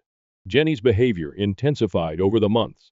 She would make disparaging remarks about my work as a freelance graphic designer, hinting that I was not talented enough for her brother. "Oh, you're still doing that little drawing thing?" she'd ask with a condescending smile. "I thought you'd have found a real job by now." Each comment seemed like a small knife, eroding away at my self-esteem. Warren is from a close-knit family, and he has always been protective of Jenny. Jenny's parents died in a vehicle accident when she was 18, leaving her to raise Warren alone. She put her goal of becoming a nurse on hold in order to support her family with 2 jobs. I understand and admire their bond, but Jenny uses it to control Warren and disrupt our relationship. The first serious incident happened on our first wedding anniversary. Warren and I had planned a weekend retreat to a quiet mountain chalet where we had spent our first trip together. I had been looking forward to it for months. Planned hikes, picnics, and even a surprise candlelight dinner beneath the stars. Jenny called Warren in tears 2 days before we were about to depart, saying she was going through a difficult breakup and needed her brother's support. Warren, being the compassionate guy he is, proposed that we postpone our trip to be present for Jenny. I was disappointed, but I understood the circumstances. After all, family comes first, right? However, when we got to Jenny's house, we discovered her laughing and drinking wine with her friends. There were no signs of a split or sorrow. When I asked her about it later, she dismissed it, claiming she was simply feeling low and needed some companionship. You wouldn't understand, Nancy, she murmured patronizingly, patting my arm. Warren and I share a special bond. Sometimes I just want my little brother around. Warren saw nothing wrong with it, but I couldn't resist the suspicion that Jenny had purposefully thwarted our intentions. Jenny's intrusion into our life increased in frequency and severity over time. She would pop up unexpectedly to our place, usually on date nights or when Warren and I had scheduled some quality time together. She once interrupted a romantic supper that I had spent hours preparing. "Oh, did I interrupt something?" she inquired innocently, before settling into our couch and putting on the television. She would phone Warren at weird hours, claiming to have various emergencies that always seemed to be resolved by the time we arrived. One night, at 2 a.m., she called to report a gas leak in her apartment. We rushed over, only to find her quietly watching a movie, saying the scent had vanished just before we arrived. The problem came to a climax last month at Warren's 30th birthday celebration. I had spent weeks preparing a surprise party for all of Warren's friends and colleagues. I even managed to fly in his best friend from college, Mike, whom he hadn't seen in years due to their locations on separate coasts. The celebration was in full swing, with everyone enjoying the catered cuisine, open bar, and the presentation of Warren's life that I had painstakingly created. Jenny arrived an hour late, crashing into the living room while evidently intoxicated. She was holding a large gift box covered in glittering gold paper, and she proudly stated that she had the nicest present for her newborn brother. The room went silent as she demanded everyone's attention. The box contained a set of keys. Jenny proudly announced that she had purchased Warren a classic car he had long desired. A 1967 Chevrolet Impala, the very kind his father used to drive. I felt my heart fall. My own gift, a homemade picture album recording our relationship, and a weekend vacation to his favorite camping spot, fell short in contrast. The room fell silent as all eyes went to Warren. I could see the conflict on his face. He was definitely moved by the gesture, but he was also concerned by the gift's extravagant nature. "Jen," he continued quietly, "this is too much. How did you afford this?" But what occurred next really stunned me. Jenny looked at me triumphantly and said, "See, this is how you show love, not with some cheap crafts and a trip to the woods." Her words struck deep, and I felt embarrassed in front of all of our guests. The room became uncomfortably quiet, and our friends shifted nervously, unsure where to look. Warren eventually spoke up, his voice strained with rage. "Jenny, that is enough. Your actions are improper, and you should go." Jenny's face was distorted with wrath. She threw the keys at Warren's chest before stumbling towards me, pointing an accusatory finger. "You," she muttered, "have turned him against me. You are ruining our family." She stormed out, knocking over a vase of flowers and slammed the door so hard that a picture fell from the wall. The gathering soon dispersed after that, with guests making embarrassing excuses to go early. I was left standing in our living room, surrounded by half-finished food and deflated balloons, feeling completely dejected. Warren and I had a long, emotional chat late into the night after everyone else had left. He apologized for not standing up to Jenny sooner and pledged to establish clearer limits with her. We agreed that Jenny's behavior was harmful and that we needed to minimize our interactions with her for the sake of our marriage.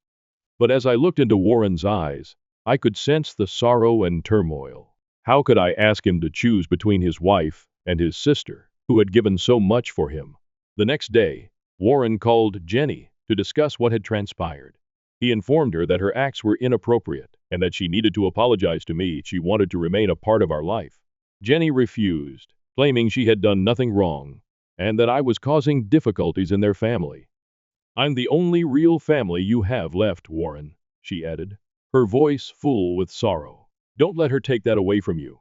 We've reached an impasse. Warren is caught between his feelings for me and his commitment to his sister. I don't want to force him to make a decision, but I can't keep living with the continual stress and drama. I'm thinking about suggesting that we move to a different city to get some distance. But I'm concerned about Warren's reaction. Will he consider it an ultimatum? Will this merely bring him closer to Jenny? I adore my husband and want to make our marriage work, but I'm beginning to worry if it's feasible with Jenny's frequent intervention. Am I overreacting? Should I work harder to reconcile with Jenny for Warren's sake? Or should I take more drastic measures to protect our relationship? Any advice is much appreciated. I feel like I'm drowning in a sea of family drama, and I'm not sure how to get back to shore. Update. It has been almost a month since my original post, and I wanted to provide an update on Jenny's situation. A lot has happened, and I'm still trying to digest it all. Thank you to everyone who gave me advice and support. It helped me get through this difficult period. Following my previous essay, Warren and I discussed Jenny's behavior and its influence on our marriage numerous times more. We decided to take a break from Jenny for a while to focus on our relationship. Warren committed to minimize his contact with her and to always communicate with me before making any plans that involved his sister. It was not an easy decision for him, and I could feel the guilt weighing on him, but he saw that it was vital for our marriage. For the first few weeks, everything was peaceful. Jenny seemed to respect our boundaries, and Warren and I were spending some much-needed quality time together. We resumed regular date evenings, which we hadn't done in months due to Jenny's frequent interruptions. We even began organizing a vacation for just the two of us, a hiking trip through multiple national parks, which we had discussed since we first started dating but had never found the time for. For the first time in a long time, I felt optimistic about the future. However, roughly 3 weeks after Warren's birthday party, events took an unexpected turn. It was a quiet Sunday evening, and Warren and I were watching a movie on the couch when his phone called. Mrs. Johnson, Jenny's neighbor, was identified on the caller ID. Warren replied, his brow pinched with anxiety. Warren's face lost color as I watched, and he jumped up abruptly, nearly knocking over his glass of wine. "We'll be right there," he stated, his voice cracking. He turned to me, his eyes wide with horror. "Jenny has been in a vehicle accident. She is at St. Mary's Hospital." The drive to the hospital was tense. Warren held the steering wheel so tightly that his knuckles turned white, while I attempted to obtain additional information from Mrs. Johnson over the phone. Jenny was driving home from a bar when she lost control of her vehicle and smashed into a tree. The police suspected she was driving under the influence. We arrived at the hospital and found Jenny in the emergency department. She was conscious, but definitely in pain, with her right arm in a temporary cast and tiny wounds on her face from the smashed windshield. When she spotted Warren, she burst into tears and reached for him with her good arm. "I'm so sorry," she wailed as Warren gently embraced her. I botched up so badly." I stood awkwardly to the side, divided between sorrow for Jenny's situation and annoyance that yet another crisis had interrupted our lives. The doctor informed us that Jenny had been fortunate. Aside from a fractured arm and some cuts and bruises, she had no serious injuries. However, she would require someone to care for her for a few weeks while her arm healed. Warren offered to take care of her before I could even think about what that meant. "She can stay with us," he added, looking at me pleadingly, "just till she gets back on her feet. We cannot leave her alone like this." I wanted to object and remind him of our commitment to keep boundaries, but how could I say no in this situation? I reluctantly nodded in agreement. Jenny moved in with us the next day, and it's been a nightmare ever since. She continuously demands Warren's attention, phoning him for everything. "Warren, can you help me with my pillows? Warren, I need a glass of water. Warren, can you change the channel for me?" It's as if she's returned to a defenseless child, and Warren is only too willing to play the role of protecting Big Brother. She complains about everything. "Nancy, the stuff you cook is too spicy. Don't you realize I have a delicate stomach? The way you've set up the guest room, the sun comes in too bright in the morning. Can't you get some better curtains?"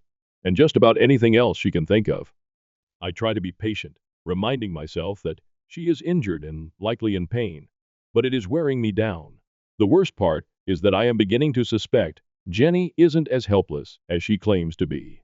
I've noticed her using her damaged arm normally when she thinks no one is looking, like reaching for the TV remote or adjusting her hair. But the moment Warren enters the room, she returns to wincing and gripping her arm as if it were made of glass. When I conveyed this to Warren, he accused me of being neurotic and uncaring.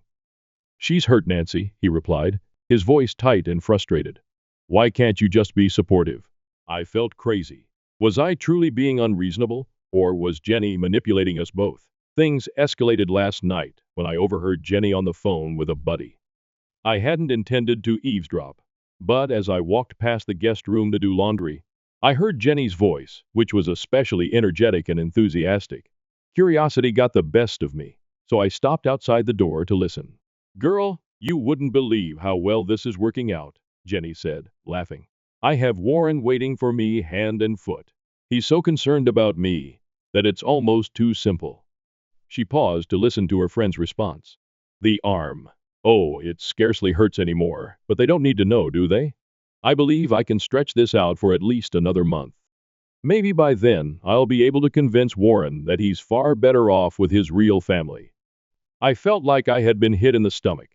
All of my concerns were confirmed in the worst conceivable way. Jenny wasn't simply taking advantage of the circumstance. She was deliberately attempting to build a wedge between Warren and myself. I am at a loss on what to do. I tried to tell Warren what I heard, but he didn't believe me. He thinks I'm just trying to get rid of Jenny, and that my animosity for her is clouding my judgment. "Why would she lie about being hurt?" he said, his voice filled with mistrust. "That doesn't make any sense, Nancy. I feel insane in my own home, watching this lady influence my husband and destroy our marriage. The vacation we had planned seems like a distant memory now. Instead of wandering through gorgeous scenery, I'm stuck in a house with a lady who appears determined to destroy my life. I'm thinking about taking a few days off to clear my mind, possibly staying with my friend Lisa. But I'm concerned about leaving Warren alone with Jenny and her influence. What if I return to discover she has entirely turned him against me? I love my spouse, but I'm beginning to question if our marriage will survive this. How can we move forward if he does not believe me? How do I compete with the bond he has with Jenny?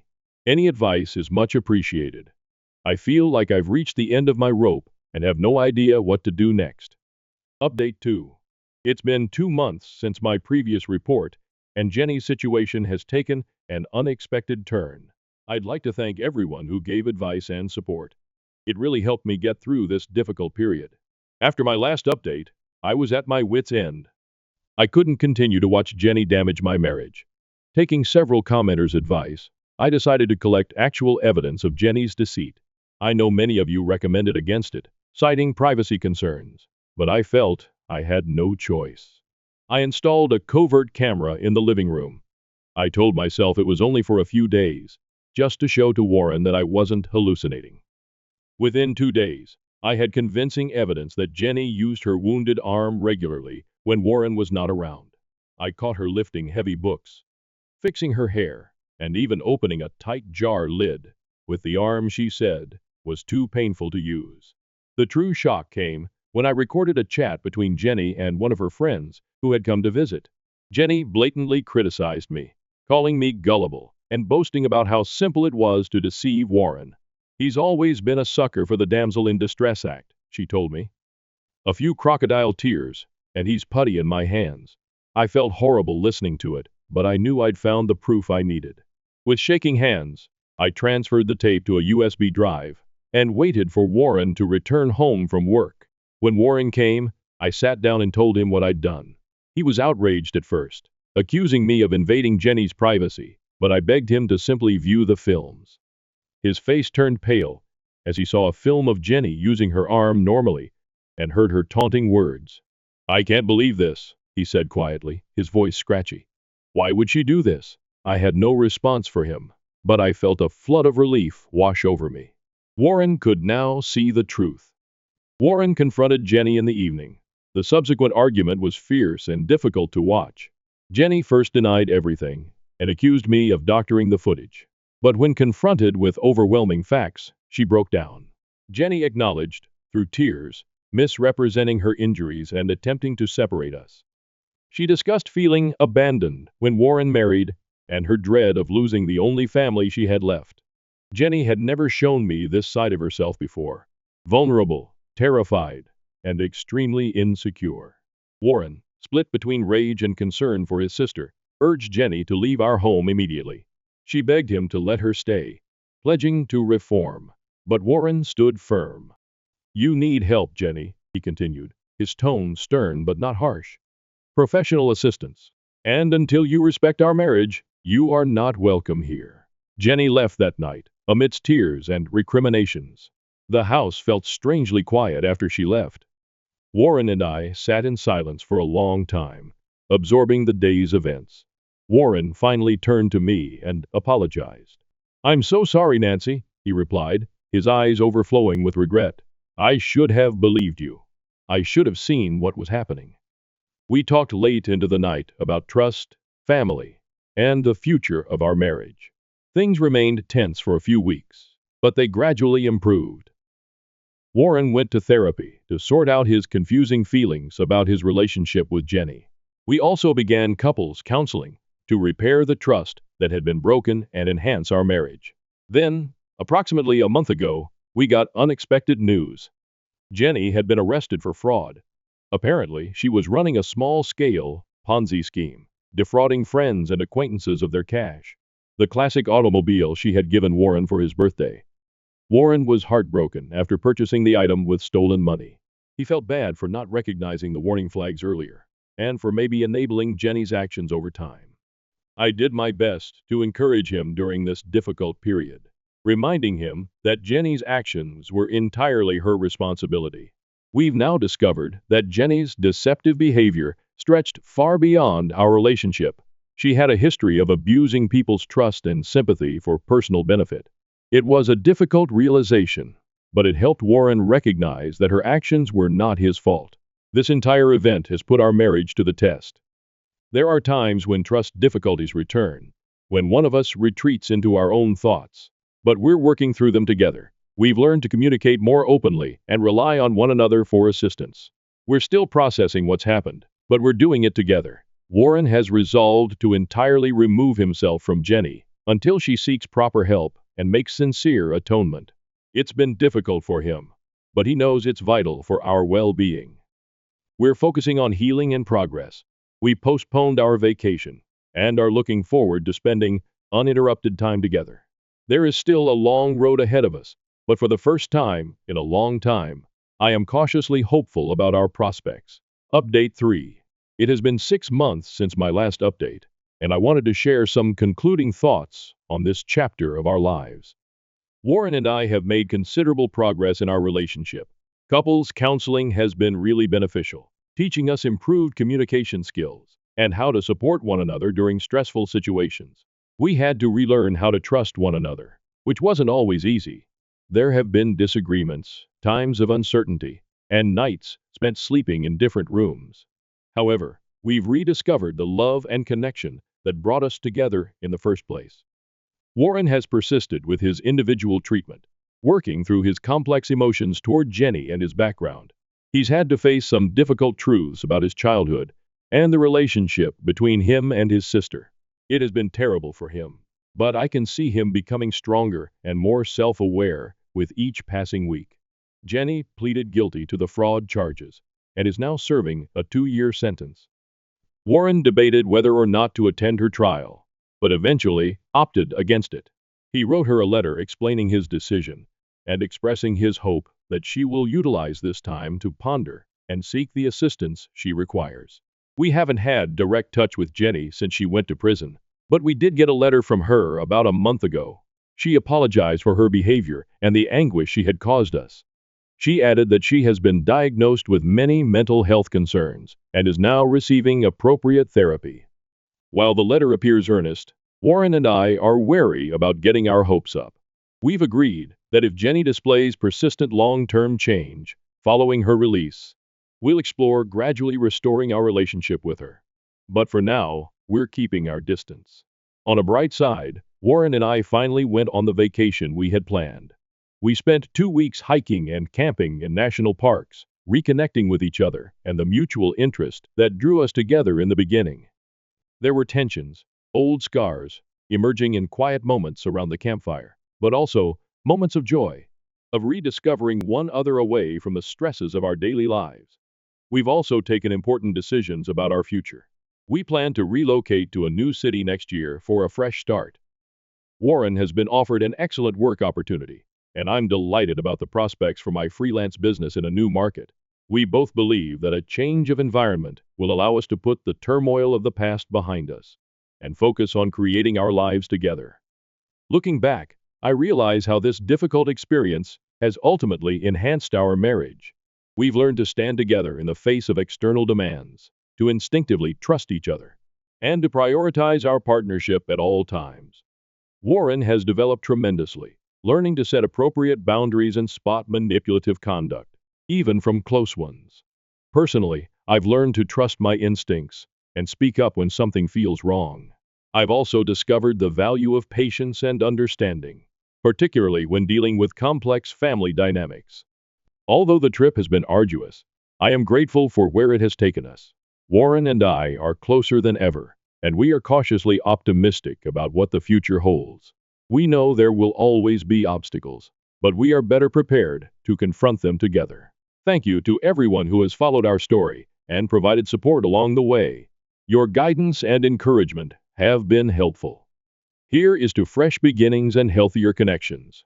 Fiancé banned me from my dad's wedding because of my facial scars. Now she's harassing us and got arrested after we called the cops. I am 16 years old, female, and am attending high school.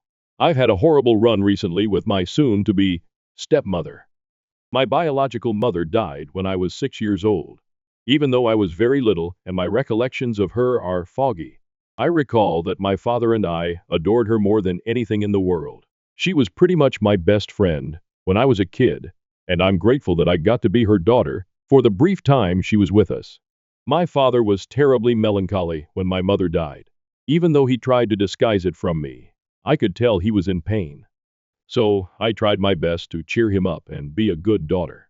My mother's death drew us closer together, and my father assumed the role of best friend and confidant that my mother had previously occupied.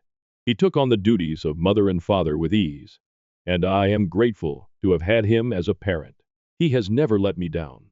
He was always there for me as I grew up, and even when he was busy at work, I never felt like I couldn't ask him for guidance or simply talk. He always made it clear to me that he was accessible for me, no matter how busy he appeared to be, and this stuck with me. My father began dating Emily 3 years ago, and I was overjoyed for him. I thought he deserved all the happiness in the world, and I was relieved he was finally getting on with his life. I wasn't insecure, as some kids would have been in my situation. I truly supported his relationship with Emily because I wanted him to be able to enjoy his life to the best. He had done an excellent job being there for me after my mother died, and now I wanted him to be there for himself. Most of my family was surprised to learn that at the age of 13, I had such adult thoughts, and they liked it. But for some reason, Emily seemed to be the only person who disliked me. Even though I had no issues with her, Emily's attitude toward me altered the first time we met. She had been nice to me while my father was in the room, but as soon as he left, I felt something change. I didn't realize it at the time, but looking back, I can see that her demeanor toward me turned uncaring when my father was not present. When he returned, she was friendly again. I thought that was strange, but at 13, I assumed I was just overthinking things. This pattern persisted for several years. I never spoke up because I didn't consider it a big problem. When my father was not present, all she did was act apathetic, which was not necessarily terrible, but also not good. My father appeared happy, so I didn't say anything. After a year of dating my father, she moved in with us, and things changed dramatically. She moved in with us after a year of dating my father, and it felt strange living with her. She worked from home, and as soon as I returned from school, things became unpleasant and tense. Despite the fact that we shared a home, it felt as if she was purposefully ignoring me, pretending I wasn't there. She limited her interactions with me to a minimum, but as soon as my father arrived from work, she transformed into a completely different person, behaving like my best friend. I thought it was unusual, but because it had no detrimental effect on my life, I just went along with it and never brought it up again. We had an unwritten agreement not to bring it up for the sake of my father's happiness. I quickly understood that she and I were not close and would never be, which I was perfectly happy with. That's how we spent the previous few years living together. And my father had no idea we didn't really have a relationship.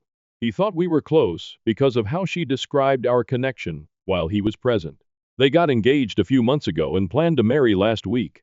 However, the wedding did not take place, and I feel somewhat sorry about this. Emily approached me around 30 minutes before the wedding and informed me that she did not want me to attend. She claimed I appeared too distracting and would detract from the beauty of the event. Emily said that she had hired experienced photographers and didn't want me to damage the images, thinking I would understand. I was meant to be a bridesmaid, but she simply appointed me to please my father. I knew she didn't want me to be a member of the bridal party, but I consented since it would please my father. I also knew why she didn't want me to attend the ceremony. A dog had attacked my face a few months before. It was a tragic situation, but I was responsible for it. I have a habit of caressing dogs. So when I noticed a woman walking her German Shepherd, the first crouched to pet him. I must have startled him because he attacked me. My nose and cheeks received the brunt of it because they were at the same level as his mouth. I had to be hurried to the hospital, and while it was traumatic, I am well today. My face still has a few surgical scars, but they are mending. I'm not sure if they'll ever go away completely, but they're fading gradually.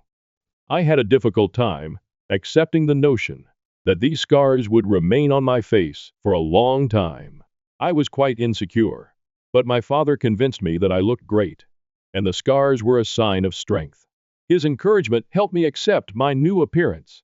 Most people have been supportive and attempted to make me feel better, but Emily was not among them. While I knew she was superficial, I didn't anticipate her to intentionally make me feel horrible about myself. I was really hurt when she informed me that she did not want me at the ceremony. I questioned her right immediately if this was related to the scars on my face. She didn't even hesitate to tell me that she thought my face was distracting and hideous. She didn't want that in her wedding photos 10 years from now, since it was unattractive and would mar the photos. As a result, she asked me to move out and requested I not tell my father about it, since he would be angry at her, which was the last thing she needed on her wedding day. She explained that she was already anxious from organizing everything and ensuring that everything went smoothly and correctly. She honestly expected me to leave and not attend my own father's wedding because she thought I wasn't attractive enough. She was so entitled and inconsiderate that I resolved to finally tell my father everything that day. I didn't care if it was his wedding day. It was evident to me at that point that Emily was not the type of person who belonged with my father. However, I did not want to confront her directly. So I told her one understood and vowed to remain away from the ceremony.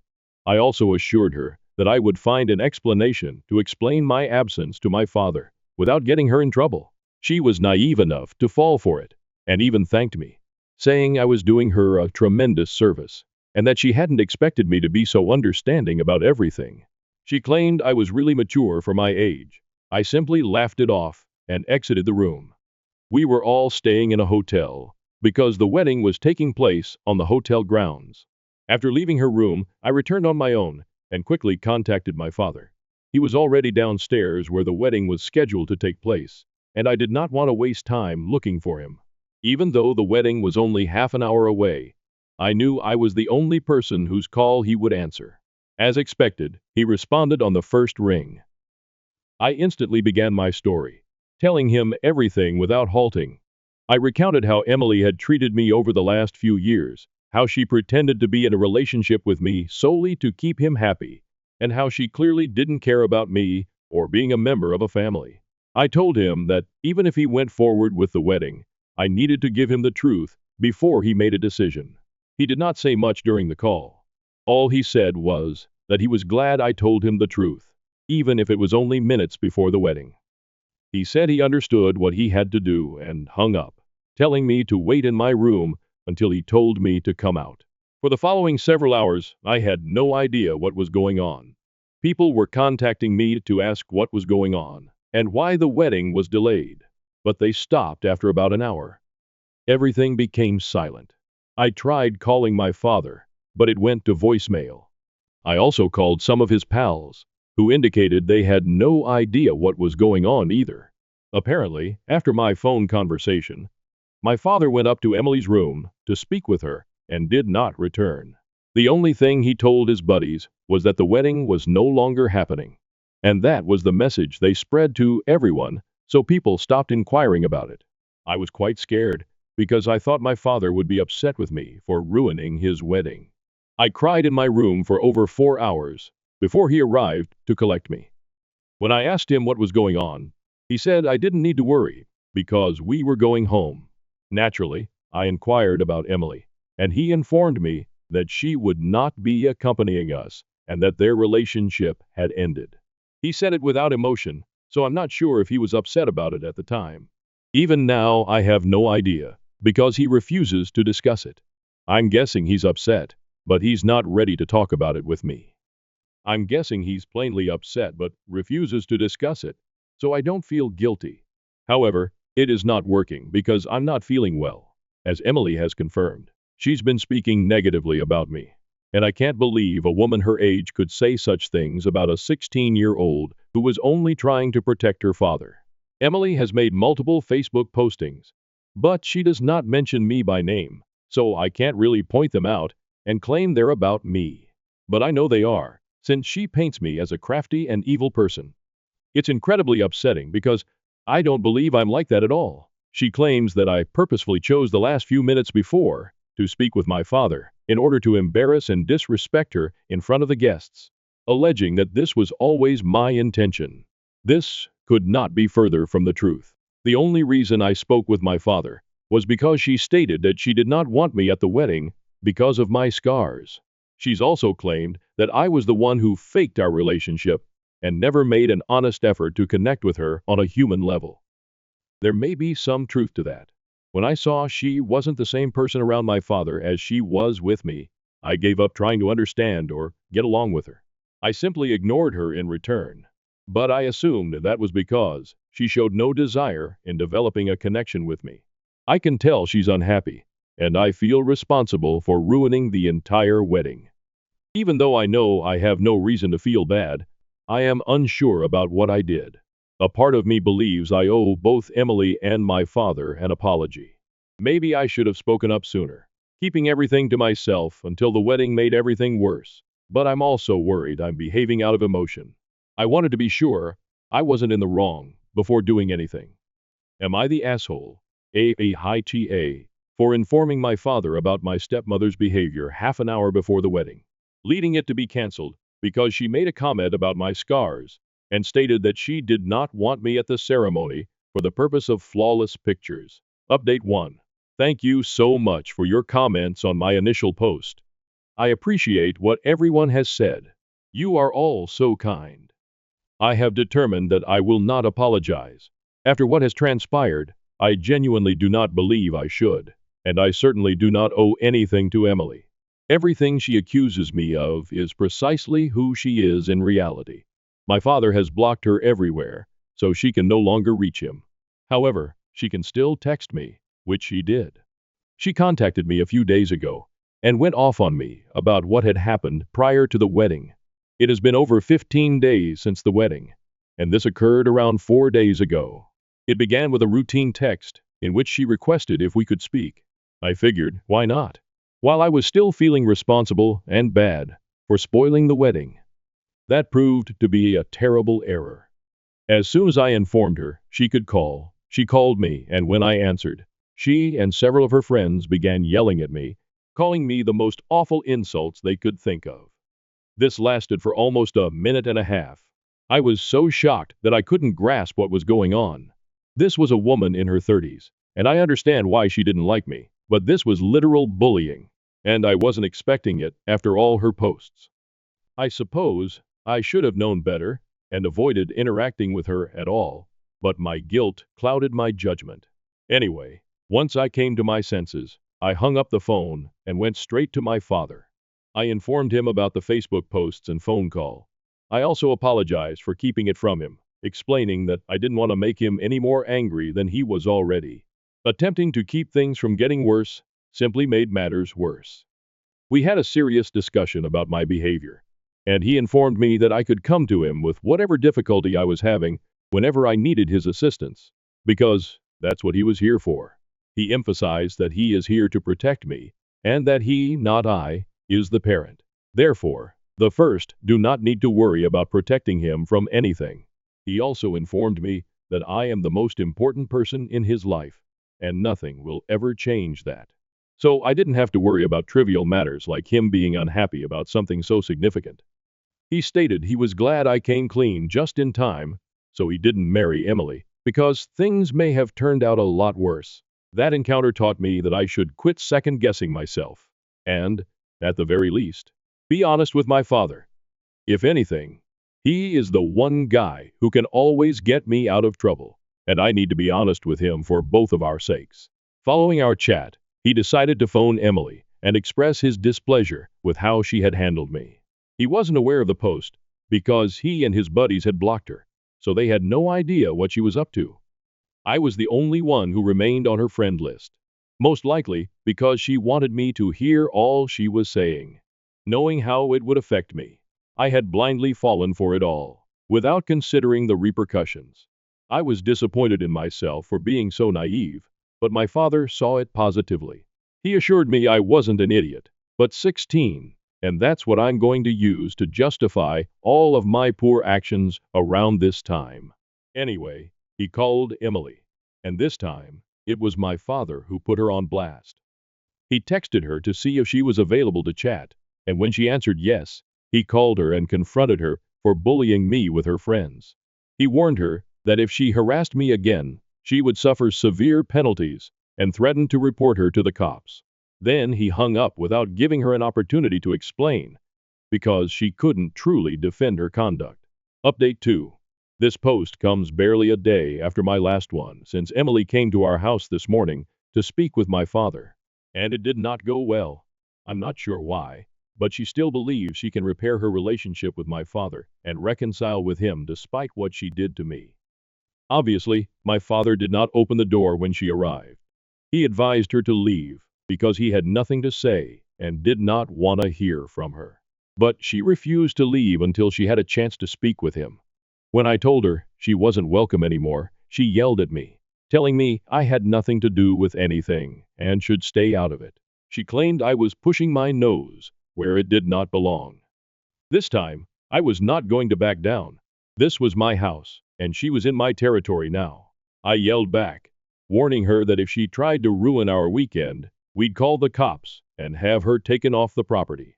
Unfortunately for her, she did not take me seriously and continued to argue with me, as if this would get her anywhere with my father. She's so unreasonable that she came to reconcile with my father, but ended up creating a fight with me, something she knew my father would not enjoy. It was evident that defeating me was more important to her than reuniting with my father, which was heartbreaking. My father actually cared for her, and here she was making a spectacle of herself by arguing with his teenage daughter for no apparent reason other than her irrational hatred of me. After battling with her for a long time, I knew I couldn't continue. She was too illogical and unreasonable to talk to, and it was so frustrating that I couldn't even argue with her properly. She kept blaming me for everything, despite the fact that she was the one who canceled the wedding. I was growing annoyed and didn't want to quarrel anymore, so my father and I simply stopped replying to her. We called the police to have her taken away since we didn't want to waste any more of our mourning on her. She continued screaming after that, but it made no difference to us because we had finished talking to her. When the cops eventually arrived, they arrested her and took her away. I don't think it'll be more than a slap on the wrist for her, but at least she learned her lesson, which I hope will stick. She was truly startled that we had contacted the police, since she had not expected it. It was clear on her face when we walked out of the house as she was being arrested. At some point, she realized we no longer cared about her and began yelling at me even louder than before, which was a daring move given the cops were close there. She was practically demonstrating herself to be insane. She completely lost control and began yelling at me, which shocked even the officers. That's one of the reasons my father filed charges against her even if it wasn't our original intention. But with her cursing at me, it couldn't be ignored. Her behavior was insane and sad, and I'm relieved she's gone. I sincerely hope she doesn't return because we don't need this in our lives. My father and I have dealt with enough drama to last a lifetime in the last 2 weeks. And we are finally done. Update 3. Hey everyone, it's been about 3 months since the wedding was canceled. My father and I agreed to take a trip to clear our minds. I'm on summer break right now, and we went hiking. Something my mother used to enjoy. I enjoy being in nature as well, so this is ideal for both of us. We've had a terrific time, and I'm grateful that my father and I are actively working to improve our connection. This ensures that past misconceptions do not occur again. At the end of the day, we are all we have, and he is the only family I can rely on. I need to be honest with him and tell him vital things instead of worrying that something will upset him or trying to protect him from things he doesn't need to be protected from. We haven't heard from Emily in a long time, and I truly hope that continues. I know hate is a strong term, but I don't think it describes how I feel about her. According to what I know, after being jailed, she was released but continued to speak negatively about me and my father. I honestly don't care anymore, because that's the type of person she is. And we're relieved to be rid of her. It does not matter. I couldn't give them grandchildren, so my parents convinced my husband to leave me. They were shocked when I had a baby girl 3 years later. So I, 30, recently ran into my parents and ex-husband Scott, 33M, and I'm not sure how I feel about the encounter. For reference, my parents and I have not spoken in almost 3 years, and neither has my ex-husband. We split 3 years ago and have not communicated since then. In fact, I've done all in my power to avoid seeing them again, because they devastated my life and mental health while I was still with them, to the point that I felt like I didn't deserve to exist. After my divorce, I went to the suburbs and sought to create a different life for myself, away from everyone and everything associated with my past. So running into them recently was a great surprise for me, and I said some things to them that I'm not sure were the best move for me. My parents had always desired a boy. It's not that they mistreated me growing up, but it was clear to me that they would have treated me differently if I had been a boy. My mother had even mentioned it on multiple occasions, and I had tried my hardest to be the son they never had, but I was unable to achieve. After graduating from college and moving out, I tried to stay in touch with my parents, because, no matter what, they were still my family and the only family I had. I wasn't really close to my grandparents, and I didn't have any uncles or aunts who would look after me. So I accepted my fate. No matter how much they pushed me away, they were still my sole family. And even if they did not appear to be interested in staying in touch with me, I attempted to retain contact. When I was about 23 years old, I began dating Scott. We met at a concert and had an instant connection. After 6 months of dating, I introduced him to my parents, and they began to make more of an attempt to communicate with me. They would call me more frequently, inquire about my relationship, and generally show more interest in my life. I had noticed the difference, but because it was welcome, I didn't give it much thought and simply accepted it. The longer I dated Scott, the more involved my parents were in my life. At one point, it seemed like we were all one big happy family. I was overjoyed since it was everything I had ever desired, so I didn't question it, even though I should have. After a little more than 2 years of dating, we became engaged and married after 3 years together.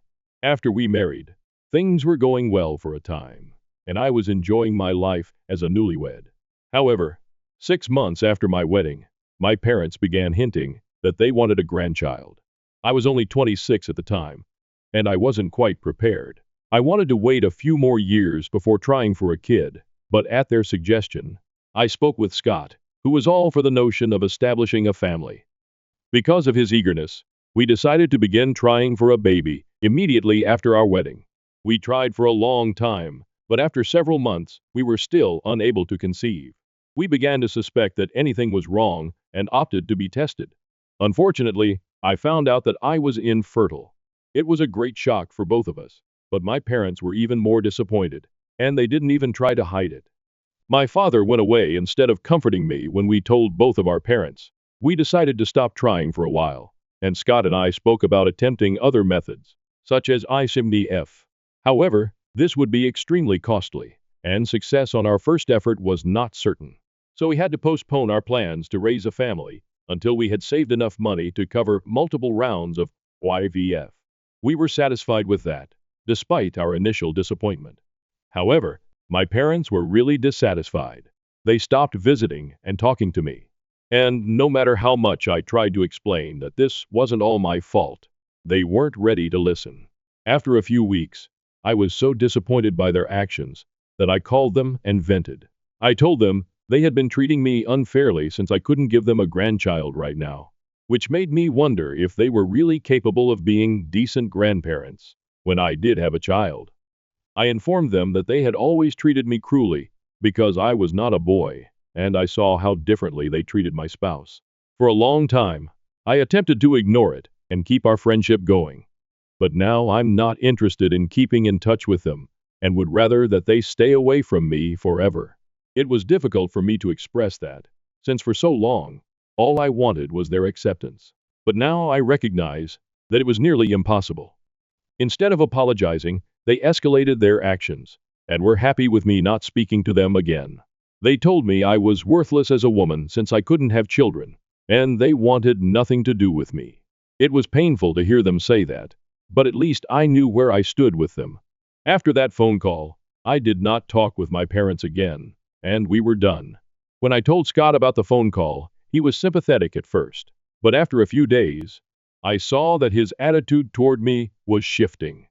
I ignored it at first, because I was already going through a difficult time mentally, and I didn't want to accept that my spouse might leave me. So I started pretending that nothing was going on, and that everything was fine. Within a few months, he had changed entirely, and was constantly chilly to me. I tried everything I could to save our relationship, but nothing worked. 3 months later, he returned home with the divorce papers and announced that he was done with me. I couldn't say I was startled, but I did try to reason with him. I told him we could always try for a kid later, but he stated he had a lot of reasons to leave and didn't want to talk about it. He wanted it to end as quickly as possible because it was difficult for both of us. The divorce took nearly 7 months to finalize, and they were the most difficult months of my life. I was absolutely alone, and I had broken down. To make matters worse, a few weeks after he informed me that he wanted a divorce and had moved out, I learned from a few relatives that Scott was supposedly living with my parents. I knew talking to them wouldn't help, so I decided to speak with my in-laws about it. It was an unpleasant chat, but they informed me that my parents had been in contact with Scott for several months. I suppose they had been brainwashing him into leaving me, which is why Scott decided to leave, even though my in-laws thought it was a bad idea. He had argued with them and stopped speaking to them.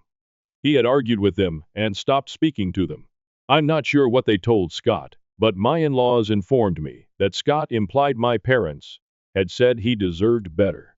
So I'm still not sure what they told him, but I think they were just desperate to have a son in any way possible. Since I was no longer speaking to them, and they couldn't hope for a grandchild from me, they quickly decided to take Scott under their wing and get him to leave me. My divorce left me extremely damaged, and it took me several months to get back on my feet. But I did it. Since then, I have not looked back and have done everything in my ability to forget the past and go forward. After my divorce, I moved to the suburbs. I started a new job, changed my appearance, and blocked my parents and Scott on social media. I also told all of my former friends and relatives that I never wanted to hear anything about them again, and I didn't want them to know anything about me. Everyone respected it. For the past 3 years, I've been in treatment and doing well. The only thing that bothered me was the absence of a baby. I still desired a child, despite the fact that I no longer had a husband or parents. I felt like I was ready to become a mother. Last year, I began IVF procedures and became pregnant with the help of an anonymous donor. 4 months later, I gave birth to my beautiful girl. Life has been very good since she was born, and I'm very pleased. 4 days ago, I was walking down the street with her when I ran into my folks and Scott. I was astonished to find them on my street. I believed they were come to visit me. But then I noticed they were stepping out of a residence a few blocks away. When they saw me, I froze. I should have returned home, but I simply couldn't bring myself to do so. They approached me, greeted me, and immediately inquired about the baby, as they were aware that I was infertile. I responded truthfully. And by that point, I had comprehended what was going on and began walking back home. But Scott stopped me and said he was delighted he ran into me because he had been thinking a lot about me lately. They had apparently come to visit his aunt, who had recently moved into the neighborhood, and he took bumping into me as a message from the cosmos that he should make things right and give our relationship another opportunity. My parents were also standing there, and they demanded that I invite them home to talk about all that has been going on in my life, as they had clearly missed out on a lot. I was shocked that they were even suggesting this, let alone that they expected me to allow them in after everything that had transpired in the past. It took me 3 years to move on from everything, and I'm still in therapy, trying to work through my emotions. So I had an outburst. I told them I'd rather have a lot of murderous wild animals in my house than them since they'd still be better. I told them to quit acting like they cared about me or what was going on in my life, since the only reason they wanted to talk to me now was that I had a baby. My parents wanted to talk to me because they were finally going to have a grandson. And Scott wanted to talk to me because, clearly, he couldn't find anyone else. He assumed that because I had previously been able to conceive, getting pregnant again would be easy, and he could just return to my life. It was sickening that they only regarded me as a supply of babies, not a human person with real emotions. They had all abandoned me when I most needed their emotional support, even though I had expected this from my parents, who had made it plain throughout my upbringing that they would have chosen a boy. It was nonetheless shocking. They believed that a woman's worth was determined by her ability to be a mother. The big surprise, though, was Scott. He had spent so many years with me and soothed me, but he had still gone along with whatever my parents suggested for some strange reason and abandoned me when I was at my lowest point. I hadn't forgotten anything they'd said to me, so I just repeated everything back to them. Since I was worthless as a woman, and Scott deserved better, perhaps they should leave me alone now. I've always been a quiet and shy person, but when they confronted me on the street that day, I yelled at them from the top of my lungs. It was the culmination of 3 years' worth of rage, so it was quite unpleasant. After I finished ranting at them, I dashed back to my house and closed the door as quickly as possible. I was feeling quite bad after that, so I opted not to go to work for a few days and have stayed at home with my baby ever since.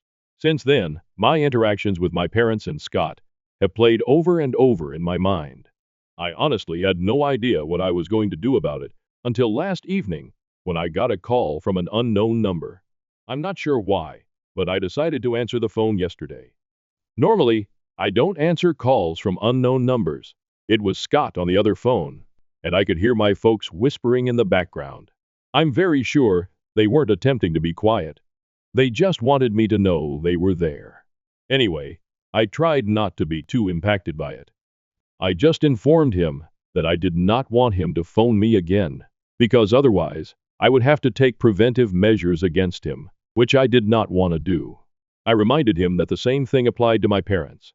I didn't want anything to do with them, and the only reason I answered the phone was to inform them that I was done. I had finished 3 years ago and was still clinging to it, but Scott told me to hear him out, and I couldn't bring myself to hang up, so I let him speak. He admitted to me that he, like my parents, had made mistakes, but it was out of disappointment. He mentioned that both my parents and he were looking forward to beginning a family, having a baby, and so on. They struggled to accept the fact that I was infertile and hesitant to do IVF until we had saved enough money. They hadn't handled it well, but they wanted another chance to prove they were worthy of being in my life. After a few seconds, I informed him I didn't want any of the rubbish they were selling me. They wouldn't have cared about me if they hadn't seen me carrying a kid that day.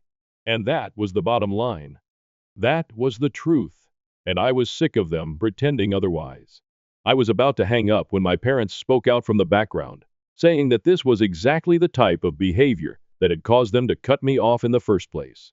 Apparently, they thought I was selfish and just concerned with myself when I discovered I was infertile.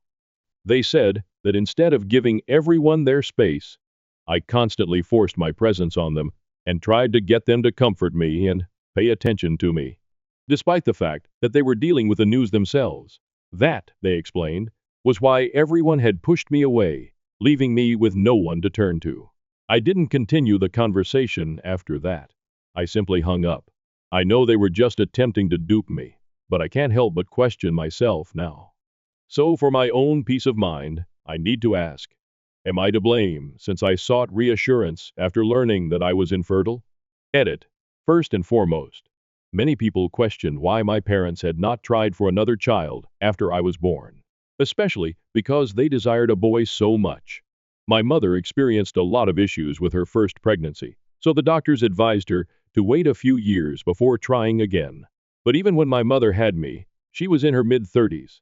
Waiting a few more years would have put my mother in her late 30s, making the pregnancy considerably riskier. My mother had a tough time conceiving me, just as I had battled and eventually discovered I was infertile. The only difference was that while she was struggling, her mother-in-law was rude to her. But this time, it was my own mother who couldn't stop thinking about how I felt. Anyway, that was the reason they couldn't have another kid and were left with only me, a girl. I'm not sure what kind of relationship Scott had with his parents, but from what I saw, they seemed to get along nicely. As of now, I'm not sure if they've been able to reconcile following their recent fallout because I haven't contacted his parents and, obviously, haven't spoken with Scott about it.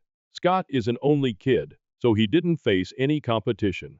When I visited his parents, I could tell they loved him and had treated him well since boyhood. So, I'm not sure why he became so attached to my parents. At least with my parents, I knew they wanted a son, which explains why they started treating Scott that way. But with Scott, I'm not sure what went wrong. I've spent the last 3 years trying to forget about everything, so I hadn't given it any attention or questioned it. But now that you brought it up, I feel compelled to speak with my ex-in-laws to get to the bottom of it, if only for my own curiosity. Anyway, I hope this answers any questions. Update 1. I decided to speak with my ex-in-laws to find out why Scott has been acting the way he has. To be honest, I couldn't think of a single reason why he needed to go visit his aunt with my parents. It was simply bizarre. I already knew it wasn't my fault. They had deserted me when I needed them because they are bad people, and I knew they were only attempting to gaslight me. I just wanted reassurance and didn't want to bother my friends with it because it was too personal. So I shared it here. So, thank you to everyone who informed me that I wasn't the terrible guy here. It was weird reaching out to them after 3 years of no communication, especially because the last time I spoke with them was around the time of the divorce. Fortunately, they were pleased to hear from me.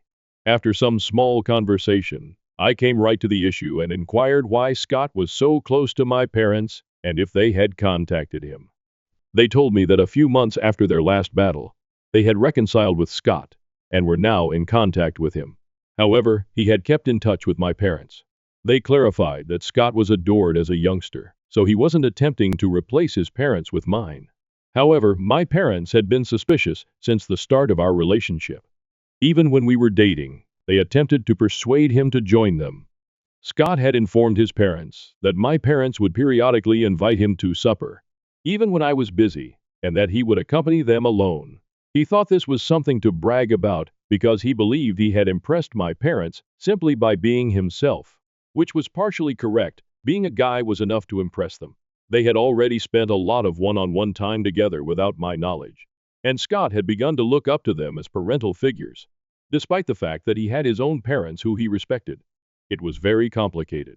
On top of that, my parents were continually showering him with expensive presents and writing him checks.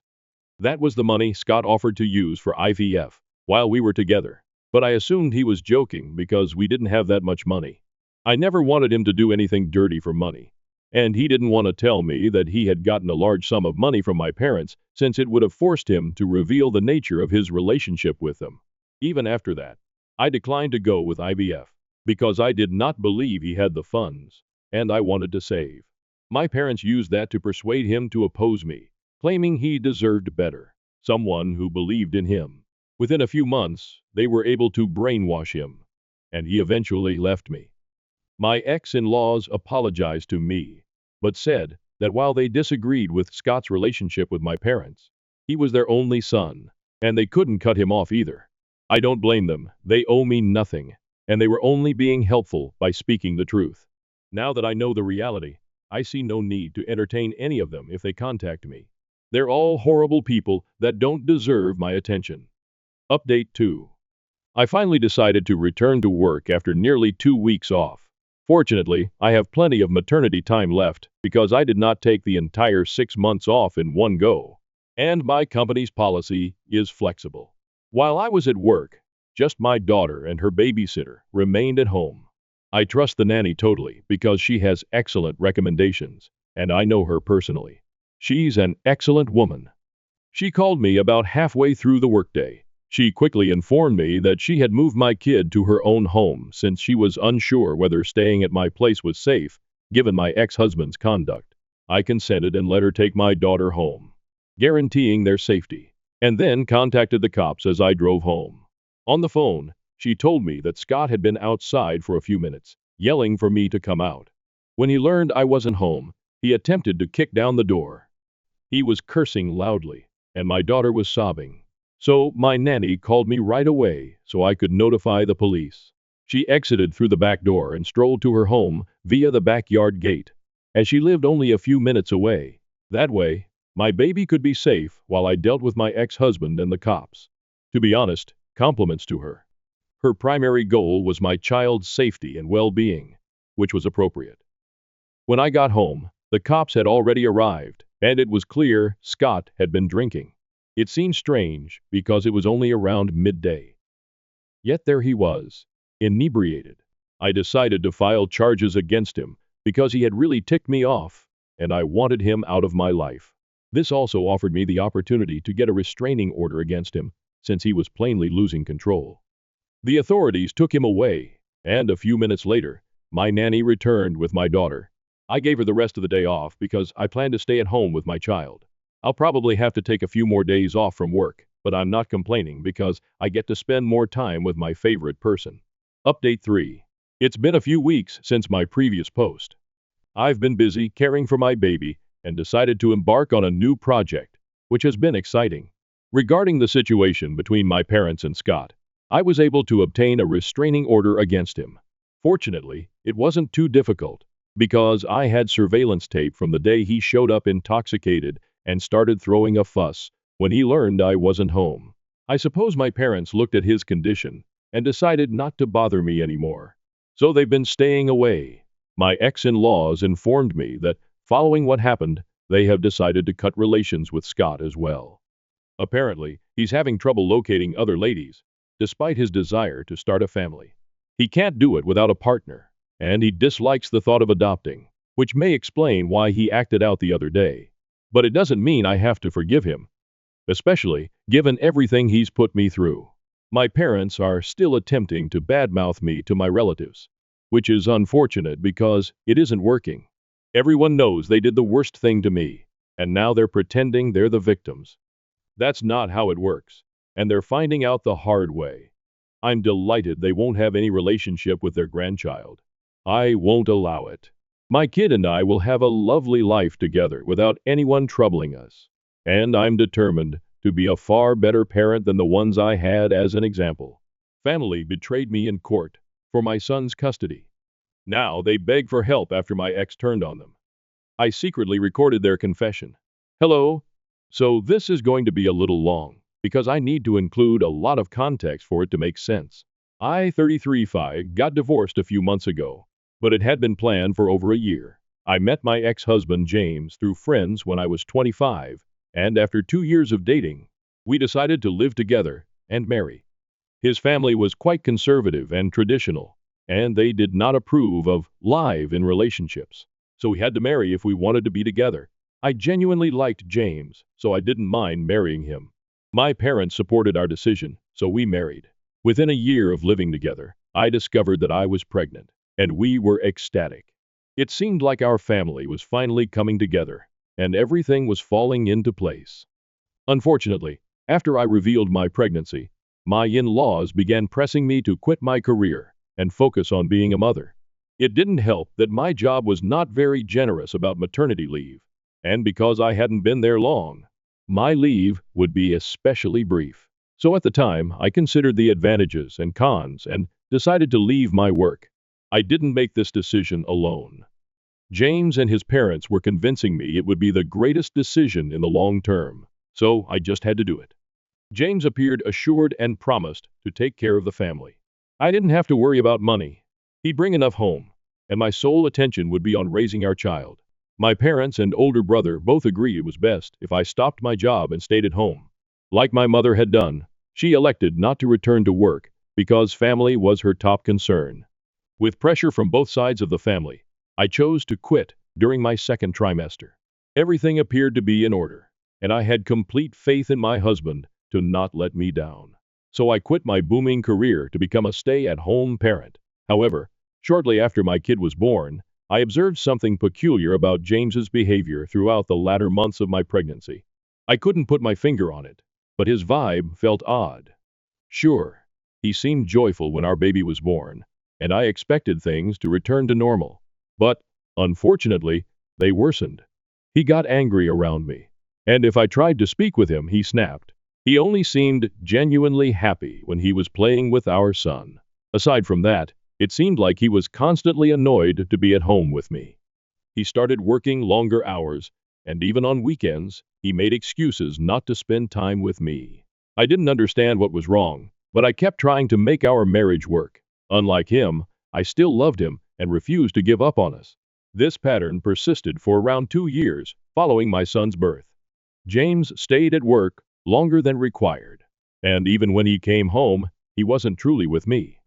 I couldn't really complain, since whenever I tried to talk to him, he said he was too exhausted from work, and it was not an easy chore for him to be the sole breadwinner for the household, which was really disrespectful to me because I was perfectly capable of earning money for myself.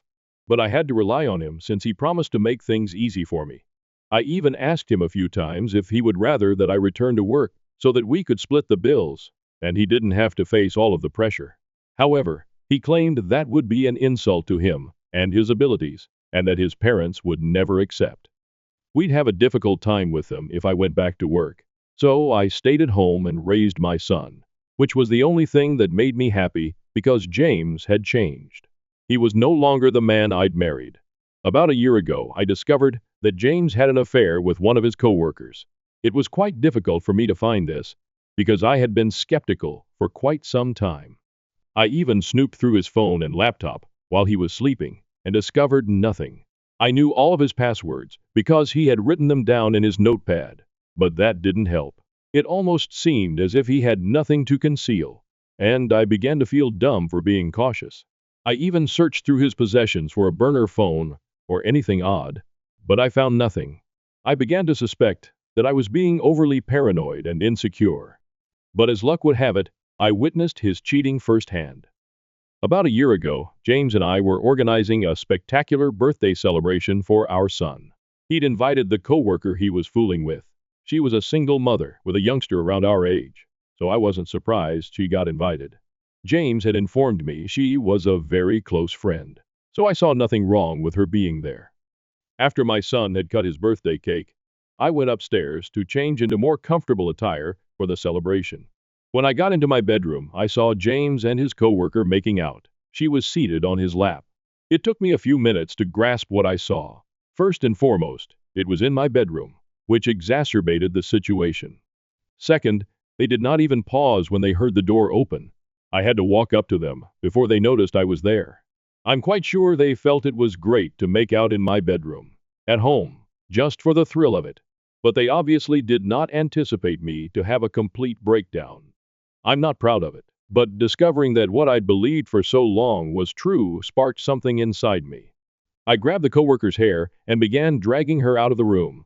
According to what I was later told, James is physically stronger than me, but he was unable to stop me. I can't recall much of it since I had a rage blackout. I carried her downstairs, James following behind me, and tossed her in the center of the room when everyone was still present. I don't recall much of what I said, but I supposedly called her various disparaging names, and informed everyone what she and James were up to in my bedroom. I didn't care if my kid or his pals were present.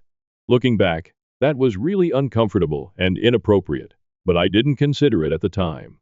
I screamed at the top of my lungs.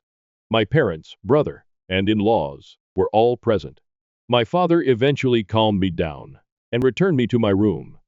Once inside, I completely broke down and sobbed uncontrollably.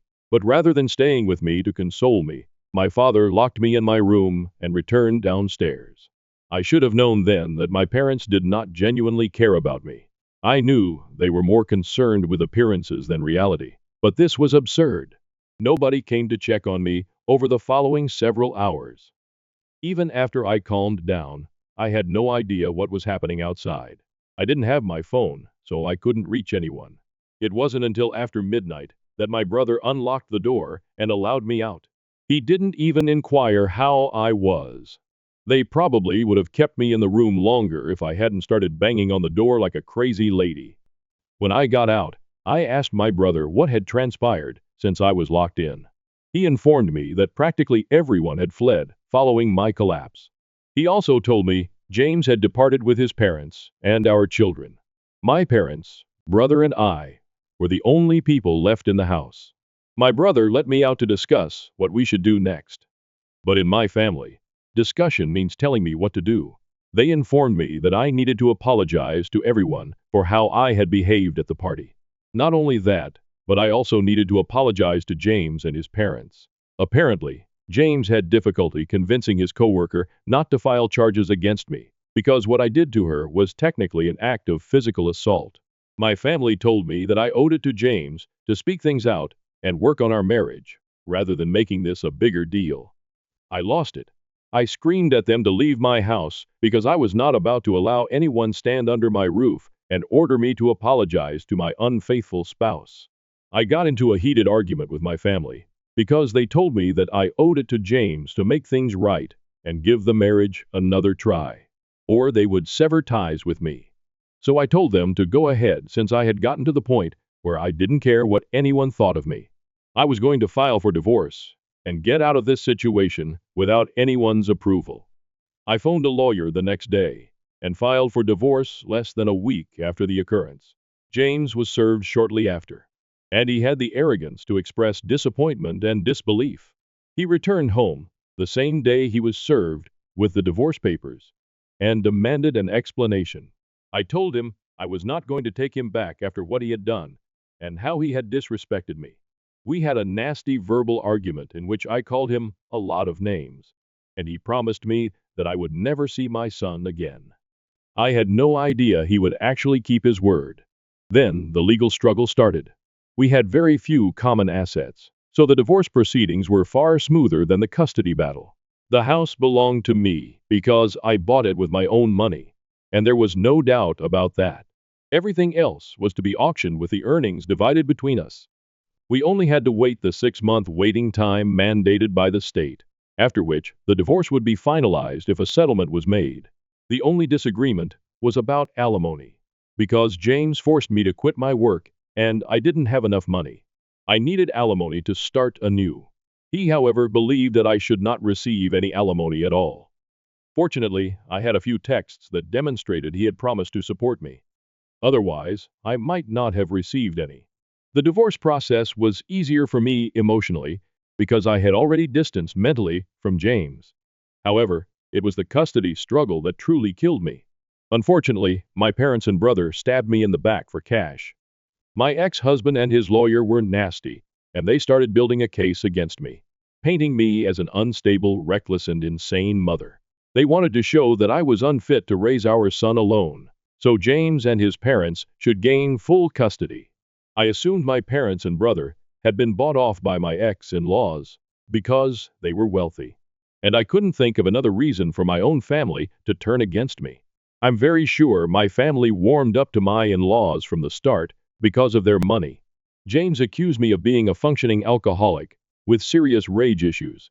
They made up situations in which I allegedly lost my temper and endangered my son, even though none of this had actually occurred. They needed to portray me as the villain.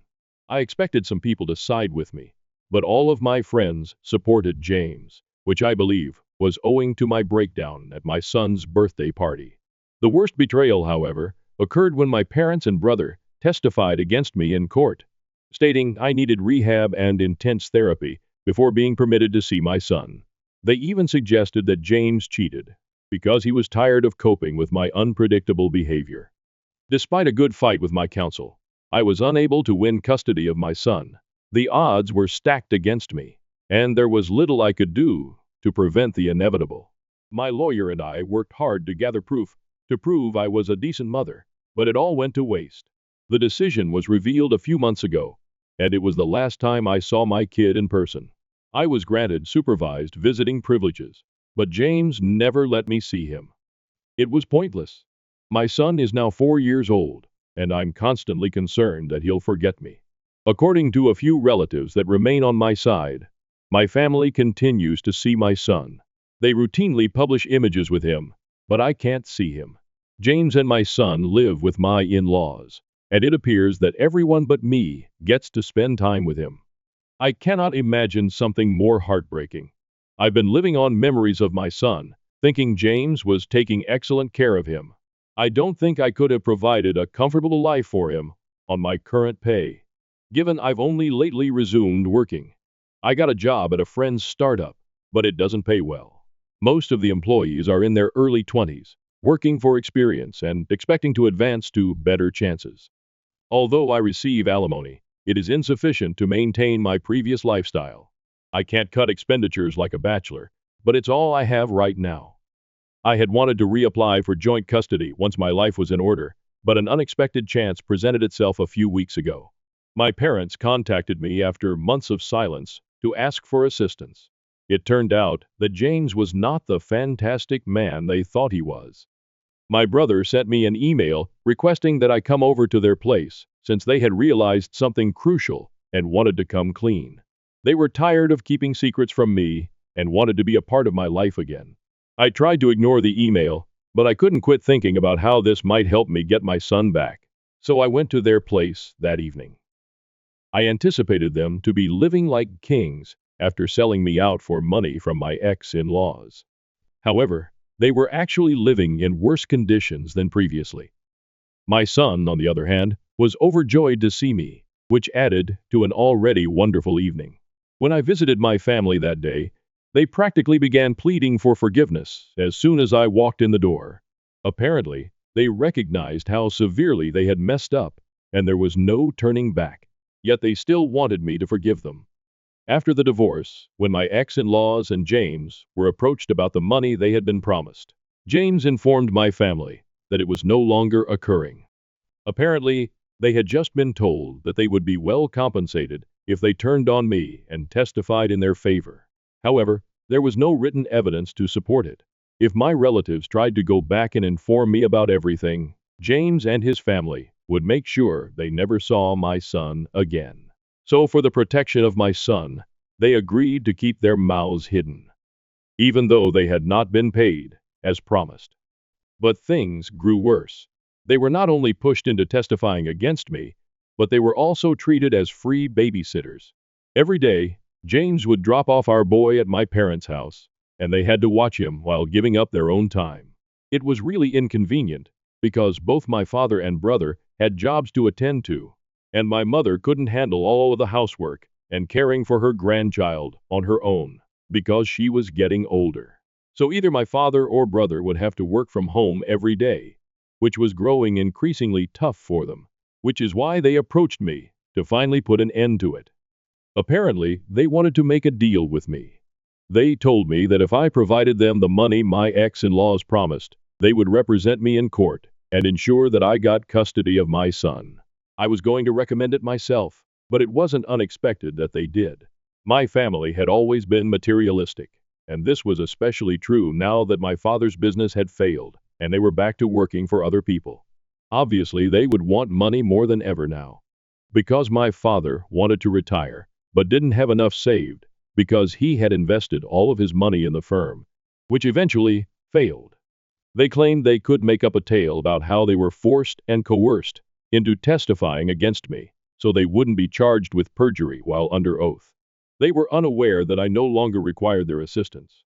I had been recording everything they said since the moment I came inside the house, since I suspected something was wrong and didn't want to take any chances. So I had already recorded everything. Nonetheless, I encouraged my family to give me screenshots if they had any to prove they had been used and lied to, and I promised to help them. Following that, I departed. I'd already seen my son, and I had more than enough evidence to seek custody again. So that's what I did the next day with my lawyer. This time, I was ready. The custody lawsuit is still ongoing, but one thing is certain. I will be able to prove that none of the accusations James made against me were accurate, and that my family had been lying about everything all along. I've already listened to the recording, which has greatly influenced my decision. James and his lawyer are literally rushing for evidence while I take it all in and enjoy the show. This is what they made me go through the last time, and now I get to do it to them.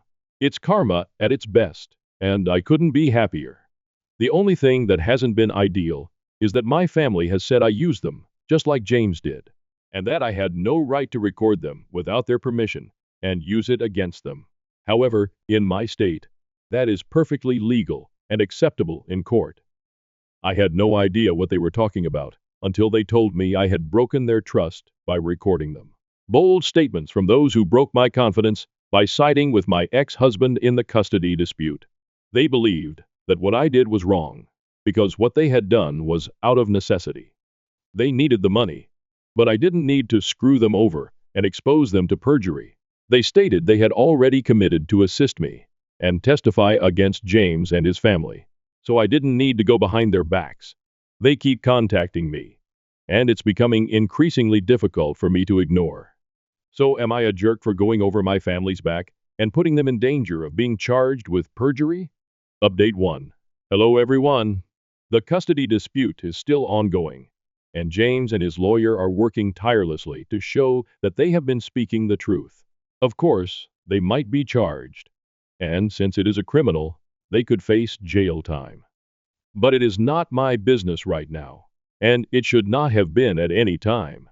I'm not sure why I was worried about my parents when they obviously weren't concerned about me when it was my turn. So it's basically tit for tat right now.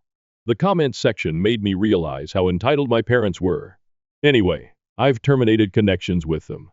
They can all go wherever they choose. I want my son to be okay and with me.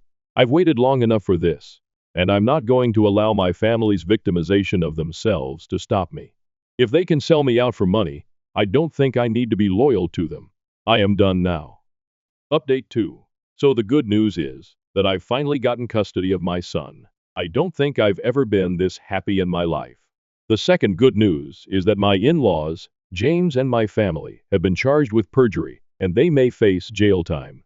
I'm sure they're regretting everything now, but I don't care since I got what I wanted.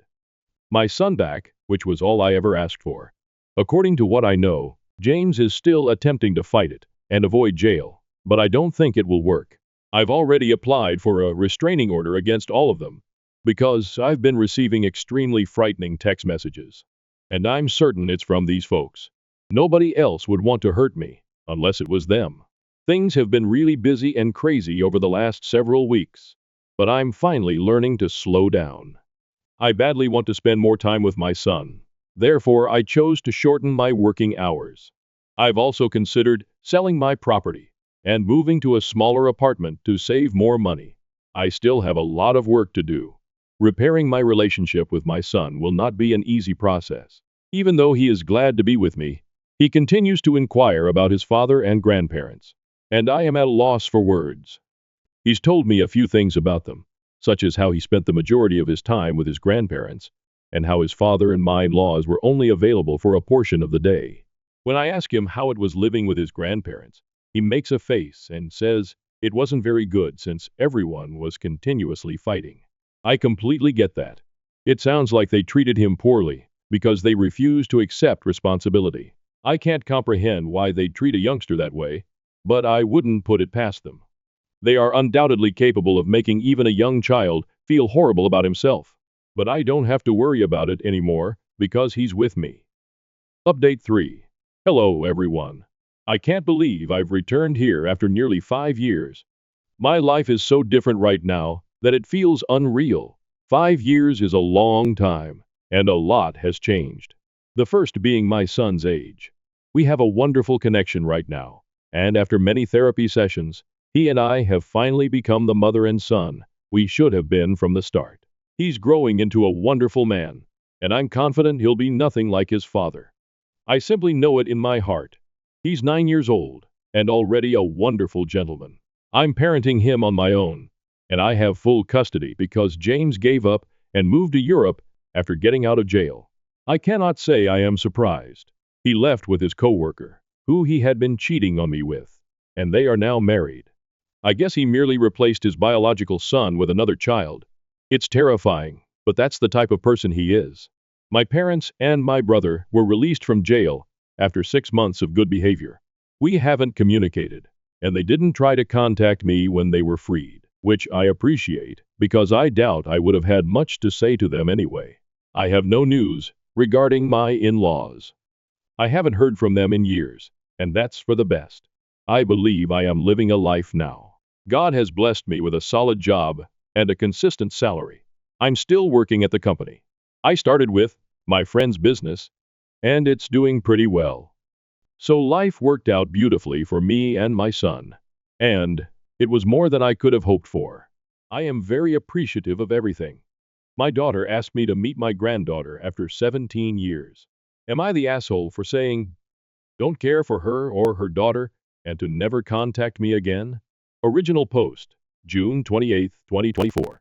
I am not sure if I'm an HO. Going to provide some background. I am in my 60s now. I was married to my ex-wife, and we had a daughter. Our marriage was going through its ups and downs, but I was really close with our daughter. But as our marriage was going through its difficulties, I made a huge mistake I still regret to this day. I started having an affair with my coworker. She was in a violent, physically abusive relationship at home. We became friends at work, and things just escalated from there. She got an out from me. She got the support she needed to file for divorce from her husband, who is currently in jail now. The affair went nowhere, and we called it off shortly after, but I was glad that she got out of her abusive relationship and that she was safe. But when my ex-wife found out about the affair, things didn't go well. She lashed out and said a lot of horrible things about me to our daughter, who was 15 at the time. I admitted full fault with the affair. But even after the divorce, I sensed that the distance between me and my daughter was growing. Until one day, my daughter said she wasn't going to speak with me anymore, and she was going to cut me off from her life forever. That was the most painful thing anyone had ever said to me. I begged her to please reconsider. I still remember that day. But time passed on. My daughter kept her word, and after trying to connect with her for the first year, I gave up. I found out from one of my mutual friends that my ex-wife married a great guy. I was happy because I was hoping that would remove the hatred from my ex-wife, and my ex-wife would advise our daughter to at least rekindle a relationship with me. But that never happened. I moved states a year later. I am at peace now, but still have some aching sadness. I have retired. Both my parents have passed away. My brother passed away tragically a couple of years ago. To be honest, I'm waiting for my turn. I have only my dog and my sister left. A couple of hours ago, my daughter called me on my phone. I haven't spoken to her in 17 years. I instantly recognized her voice, but I didn't feel anything. No happiness, no sadness, just indifference. She was crying a lot on the call, and we caught up on life. She's married, and she has a daughter who's now 12. She apologized for cutting off contact, and she says her mom asked her to reconnect with me, as her mom felt guilty about how everything played out. She said she really wanted me to meet her daughter, and her daughter was constantly asking about granddaddy. But I wasn't feeling anything. After we caught up on everything in our life, I told her I don't care about her, or her daughter, and to never contact me again. I then hung up. Was I the HE? AITA has no consensus spot. Ooh, OP received the majority of YTAs, with few others. Comments tidy nuggets. This is one of the most obvious YTA posts I've seen here. Good fucking lord. Top palpitation, 4, 1981. Well, it's already been said, but you're the asshole. AFSPO. USC 123 YT by hate. When adults make very bad adult decisions that affect their children, and then blame the children when they respond in a very childlike manner. Your daughter was a teenager. That is a rough time for kids, even when their home life is stable. You gave her one whole year before you cut bait and gave up on her. Then you moved away. You told your daughter that she wasn't important enough to fight for, and she believed you. Now that she is an adult with a child of her own, she has reached out to you, and you again told her she wasn't important to you. She now knows she was probably right to cut you out the first time. Will be updated the next day. Same post, June 29, 2024. Update. Look, I was extremely drunk last night. The words which came out of my mouth weren't the best, and my comments on my post weren't great either. Seeing how everyone said I was the age, I decided to call my daughter again an hour ago. I didn't really expect her to pick up the call, but she picked up immediately. I apologized last night, and she said there was no need to apologize. I then sent her a link to this Reddit post on messages, and told her I know I was the H and thousands said so. She again said I wasn't the H. She started crying again. I told her she's free to come to my house anytime the next 4 months, because after that I will be leaving the country with my sister and our dog. Our parents left us a nice farmhouse in their home country, and we will be spending the rest of our lives there. I sent her my address and messages, and my daughter said she'd come with her husband and her daughter by the end of next week. She asked if she was welcome to stay there for multiple days, and I told her she could stay for however long she wanted, as our house was spacious enough. Update 2. I have moved to the farmland, and am looking forward to spending the rest of my life here, with my dog and my sister. It is peaceful and scenic. My daughter did come by to visit me with her husband and her daughter before I left the country. It was really nice seeing my granddaughter, who looked a lot like her mom. They stayed over at our place for a week, and we had a good time. However, it got a little sad when I told my daughter in private I had no interest in being a grandfather, and just didn't have strong emotions for it. I think those words really stung her, and my daughter did cry a lot after I said those words. My daughter wanted to rekindle our relationship, but it's just too late now. I told my daughter she's free to visit me in the farmland anytime she wants, and the house is always open, but I doubt she'll be visiting anytime soon. The week she stayed over at my place before I left the country was a final goodbye for us. She has my number, but she hasn't called or texted since she left, and I haven't called or texted her either. That's the update, for the many interested. This will probably be my only update. Commenter 1. I'm definitely about to be an outlier here based on these comments, and I'm going to stick to it. Based on the original post, from 81 days ago, where not surprisingly, most people call you TA. Not only are you Tolchu, you are a deadbeat selfish father and a cheater. You made your bed, you had a child, and then cheated on your wife. You then blame that child for your disgusting betrayal, and this is about to be odd after calling you TA. But I am proud that you decided to speak up and tell the truth. No child deserves to have a father who loves her so little, blames her for his mistakes, and now refuses to see her or his granddaughter because of his mistakes. Thank you for at least being honest that you are a terrible human being and not wasting our time. After my dad died, my mom threw out all of his belongings to make room for her partner and forced me out, saying she didn't want filth from the past. My father died 3 weeks ago, following a protracted illness. He had been diagnosed with multiple sclerosis a few years back. He fought valiantly, but he soon became unable to continue, and we lost him. It was a great emotional blow for me because I was much closer to my father than to my mother. I, 18 Ed, had no idea how to feel, and I was just starting to deal with my sadness when my mother decided to toss me out of the house so she could move in with her boyfriend. Within 1 week, I lost my father and discovered that my mother had been having an affair with a coworker all along. I'm not sure if my father knew about it, but it doesn't make a difference. I was outraged when she brought home her boyfriend just 4 days after my father died, and we had a heated argument after he left. She told me that this romance had been going on for a long time, basically since my father was diagnosed. She stated I had no idea how tough it was for her to have a sick partner, and so I had no right to blame her for finding love elsewhere. She also stated that she was aware that she would eventually lose her spouse. Therefore, she saw nothing wrong with what she was doing. I informed her that what she did was extremely pathetic. She told me I had to leave, so I paid for it the next day. She didn't want any filth from the past in her home anymore. And she wasn't just talking about me. She and her boyfriend had begun moving a lot of belongings from my father's room in the morning. By the time I awoke, there were crates in the front yard. My mother informed me that I could either take the boxes with me or burn them. Either way, they were all leaving her house. They gave me a few hours to gather my belongings and depart. I opted to spend my time packing my possessions, rather than disputing with them. My mother's action suggested she was too far gone, and I didn't want to sacrifice my dignity by speaking to her. We had pretty well stopped getting along a few months before my father died, because she was constantly fighting with him. I didn't believe it was proper to dispute trivial matters and be so mean to him, especially because we knew he wasn't going to make it. After learning of the affair, I lost all respect for her. Therefore, I was relieved to be going. I made a few phone calls, and after a while, my girlfriend said she could speak with her parents and allow me to stay with them for a few weeks until I could get back on my feet and make other plans. I am quite appreciative of that. I've been living with them since my mother booted me out, and they've been quite nice, particularly my girlfriend. We've just been dating for 3 months, and she didn't need to do this, but I'm grateful to her. On the day I left, I grabbed the boxes that my mother had thrown away, which included my father's stuff, as well as my own. I figured I couldn't let them burn, since that would mean losing the remainder of what my father left behind. This made my room really cramped due to all of the items, but it was worth it. For the past few days, I'd avoided even glancing at those crates, let alone rummaging through them. The reason was simple. It reminded me too much of my father, and I was not prepared to confront it. I knew I'd end up falling on the floor, since I already missed him so much. So I'd been avoiding it like the plague. However, 2 days ago, I made the decision to go through some of the boxes, regardless of how difficult it was. I was extremely lucky, because the first box I chose was full of documents and documentation from my father's room, from before he was taken to the hospital in his final weeks of life.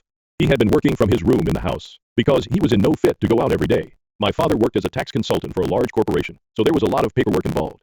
I didn't comprehend much of it, so I put it aside. I got to the bottom of the box and found a blue manila file with my name on it. That was it. What I discovered there is going to finish my mother, and I'm here for it.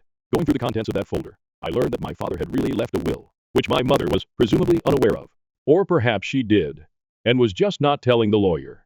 Not only did I uncover the will, but also several additional documents, including the house deed. It found out that the house did not belong to both of my parents, but rather to my father.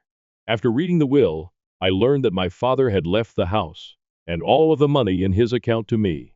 My mother had only received his car, which was still a huge deal, because my father drove a lovely automobile, and she had taken ownership of their holiday property. I recognized my mother had no right to kick me out of the house because it did not belong to her, now or at any moment. It was originally my father's, and it is now mine. So far, my father's lawyer had informed me that his assets would be frozen until the court determined how they would be distributed. However, as soon as I discovered those documents, I called him and informed him of my findings. I invited him to my girlfriend's house and asked if I may move back into my own house, as my father's will clearly specified that the house belonged to me, not my mother. He affirmed that I was free to do so if I wanted, and that my mother had no authority to kick me out without appropriate notice. That was everything I needed to know. The lawyer would manage the will's execution, but I planned to address the problem with my mother. I called her right away and informed her I'd found my father's will. He had indicated that he would leave me the house and all of the money in his bank account. She remained silent for a few minutes before saying it didn't matter to her. But now that the tables had been turned, I asked her to leave the premises. The house never belonged to her, and she had done nothing to deserve it. She'd been nasty to my father, and now she was being horrible to me.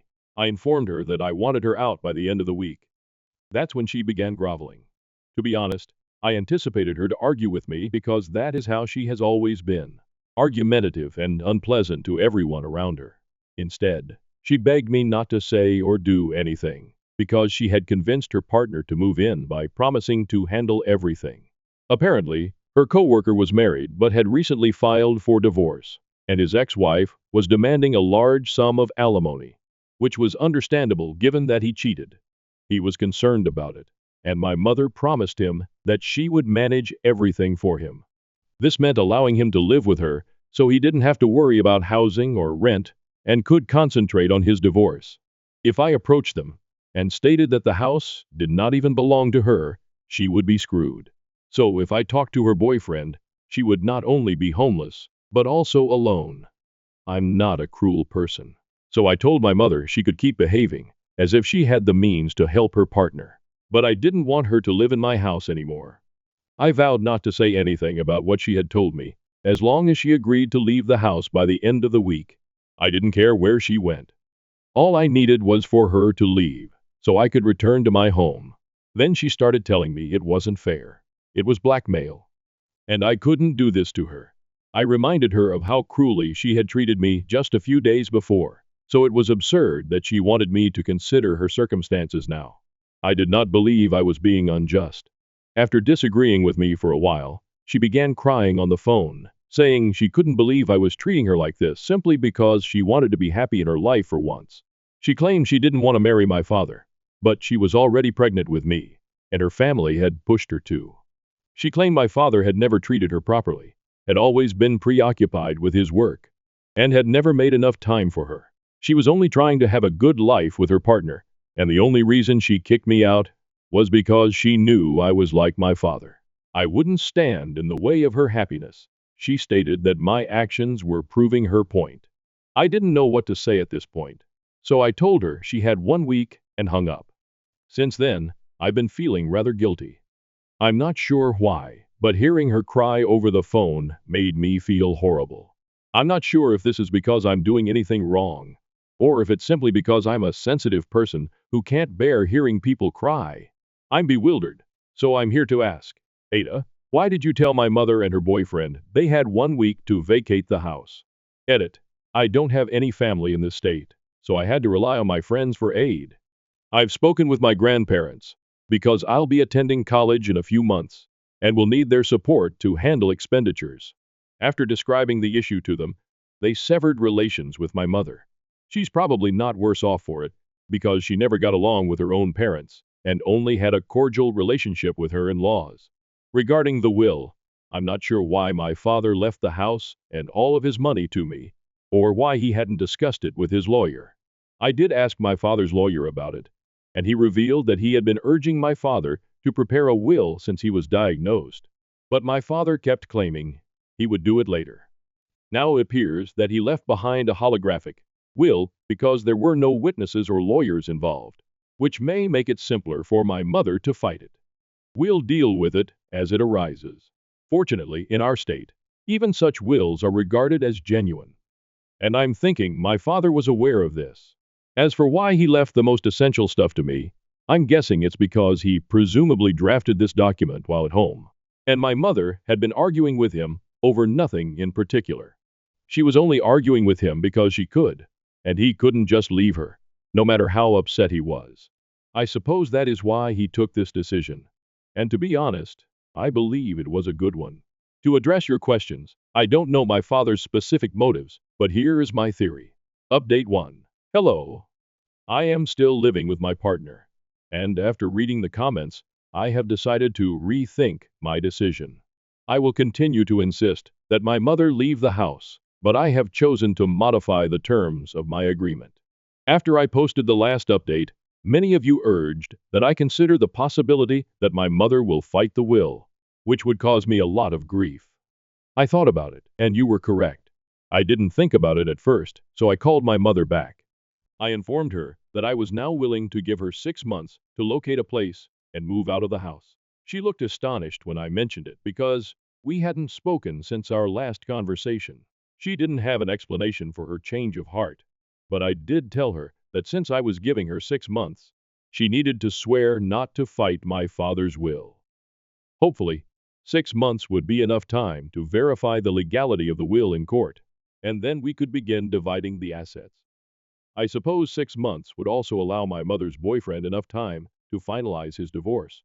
Personally, I would have liked to generate a lot of hardship for my mother and ask her to leave within a week, making sure she felt as bad as I did. But, hey, I need to. Right now, it's more vital for me not to act rashly because that will only lead to difficulties for me rather than her. She stated she would think about it before agreeing to anything, so we'll see what she says. Update 2. Hello. 3 days ago, I told my mother that if she promised not to fight the will, I would let her stay in the house for another 6 months. I was leaving for college in 3 months anyhow, so I assumed I'd ask my grandparents to send me money so I could buy an apartment. I did not want to burden my fiancée by staying with her for so long, but her parents insisted that I do so. My girlfriend and I have only been together for 3 months, but we genuinely love each other, so she said the same thing. With my living arrangement fixed, I wasn't in a hurry to have my mother leave the house, because it didn't make sense. I hoped my mother would agree to my demands, so that I could have my father's lawyer sign off on them. If she signed a legal contract, she wouldn't be able to back out. I was expecting to hear from her with good news, but instead, she called me today and asked if I expected her to sign any paperwork or contracts for our agreement. I instantly replied yes, since I did not want to mislead her. And to be honest, I did not trust her. This was a given. She paused for a few seconds before telling me that she was not interested in signing a contract. That annoyed me, because it implied that if she knew she had to stick to it or face the repercussions, she was hesitant to make any promises. I was upfront with her, telling her that if she wasn't willing to sign a legal agreement, my offer was off the table. I told her I didn't trust her at all, and she shouldn't be shocked considering her recent behavior towards me, which has been nothing short of nasty. I expected her to disagree, but she told me she agreed, though she also didn't trust me, insisting that I was unquestionably my father's kid. I had no idea what that had to do with anything, because neither my father nor I had ever done anything that could be considered untrustworthy. The only thing she had against my father was that she had been forced to marry him because she became pregnant with me, and my grandparents decided it was best to proceed with the marriage. That is not my fault, nor is it my father's fault. If she didn't want to marry him, she should have stood up for her rights. Besides, I am not even sure how true her narrative is. I asked my grandparents about it, and they stated they hadn't really pressured her, but they had only encouraged her not to raise me on her own, because she was so young at the time, and my parents appeared to be in love. Both of my grandparents suggested they marry, but there was no pressure on them. The other issue my mother faced with my father was that he worked too much. I don't believe that's a major issue because, of course, he had to work. My mother didn't work for the first few years of their marriage and finally started working about 7 years ago. She obtained the position since one of her friends and her friend's spouse founded the company. Otherwise, she would not have found the position she currently brags about. She claims to be an independent lady, but that is only because my father has always supported her. She had no right to say she didn't trust me because I'm my father's son. I was annoyed, So I told her she could do anything she wanted, but because she refused to sign a contract, I wanted her out of the house. I hung up before she could say anything. She tried phoning me numerous times after that, but I was too annoyed to speak with her. She hasn't called in the last half hour, but I'm confident she will. I will only talk to her after I've calmed down. Update 3. My mother did not call me again following our last talk, as I described in my previous report. I waited for her to call for the next 2 days, but she just did today. I was nervous because I wasn't sure what to anticipate. To be honest, on the one hand, I genuinely wanted her to agree to the deal I proposed, in which I let her reside in the house for 6 months, until she could make alternative arrangements in exchange for her not contesting the will. I thought I was being fair, but after our last disagreement, I wasn't sure she would agree. When she called today, I tried to be kind and civil because this wasn't just about her. I also had something to lose. I was expecting positive news, but as soon as I picked up, she informed me that she had made her decision. She opted not to sign any contracts. Instead, she was determined to fight the will, and she had even consulted with a lawyer about it. I was taken aback because this obviously meant she would no longer be residing in the house, which belonged to me. I told her that if she contests the will, she will no longer be able to live in my house. I hoped that would bring her back to her senses, but she said I had no authority to kick her out because the will had not yet been ratified. She had a point, but she also had no authority to kick me out because we were in a bit of a gray area right now. I told her we'd probably have to live together until the probate was completed. That concept clearly made her uncomfortable, and after a few seconds, she informed me she'd look for a place to live, but she'd take her time because I had no right to tell her what she should do. I assured her again that she could take as much time as she wanted, but that I would be back by the end of the week. She began ranting, accusing me of being a bother, and claiming she had done nothing to deserve the harassment I was subjecting her to. I almost laughed because her claim that I was bothering her was the biggest joke of the century. She kept attempting to rant, but I hung up because we had nothing else to talk about. She'd made her decision, and I didn't think I could change it anymore. I'm going to do what I believe is right, and she can't stop me. Her partner, who is going through his own divorce, will not be much assistance to her either. I, on the other hand, have my family, girlfriend, and friends on my side. In fact, I believe I will tell her boyfriend the truth about my mother, because I have been withholding information for far too long. Since she has made up her mind, I have decided to be an inconvenience, and there is no reason to keep this a secret any longer. Update 4. I did it. I informed my mother's lover the truth about the situation at the house. I don't think he had any notion until recently, which is strange considering he lived with my mother. This is a major deal to keep from your boyfriend, especially since she was still in contact with me, and I'm sure he would have asked about it. But I assume she's pretty adept at keeping secrets. After all, she hid her affair for a few years. It was not difficult to reach him. I just searched him up on Facebook and sent him a message containing proof. I also explained why I was telling him the truth now and not earlier, because I had been negotiating with my mother.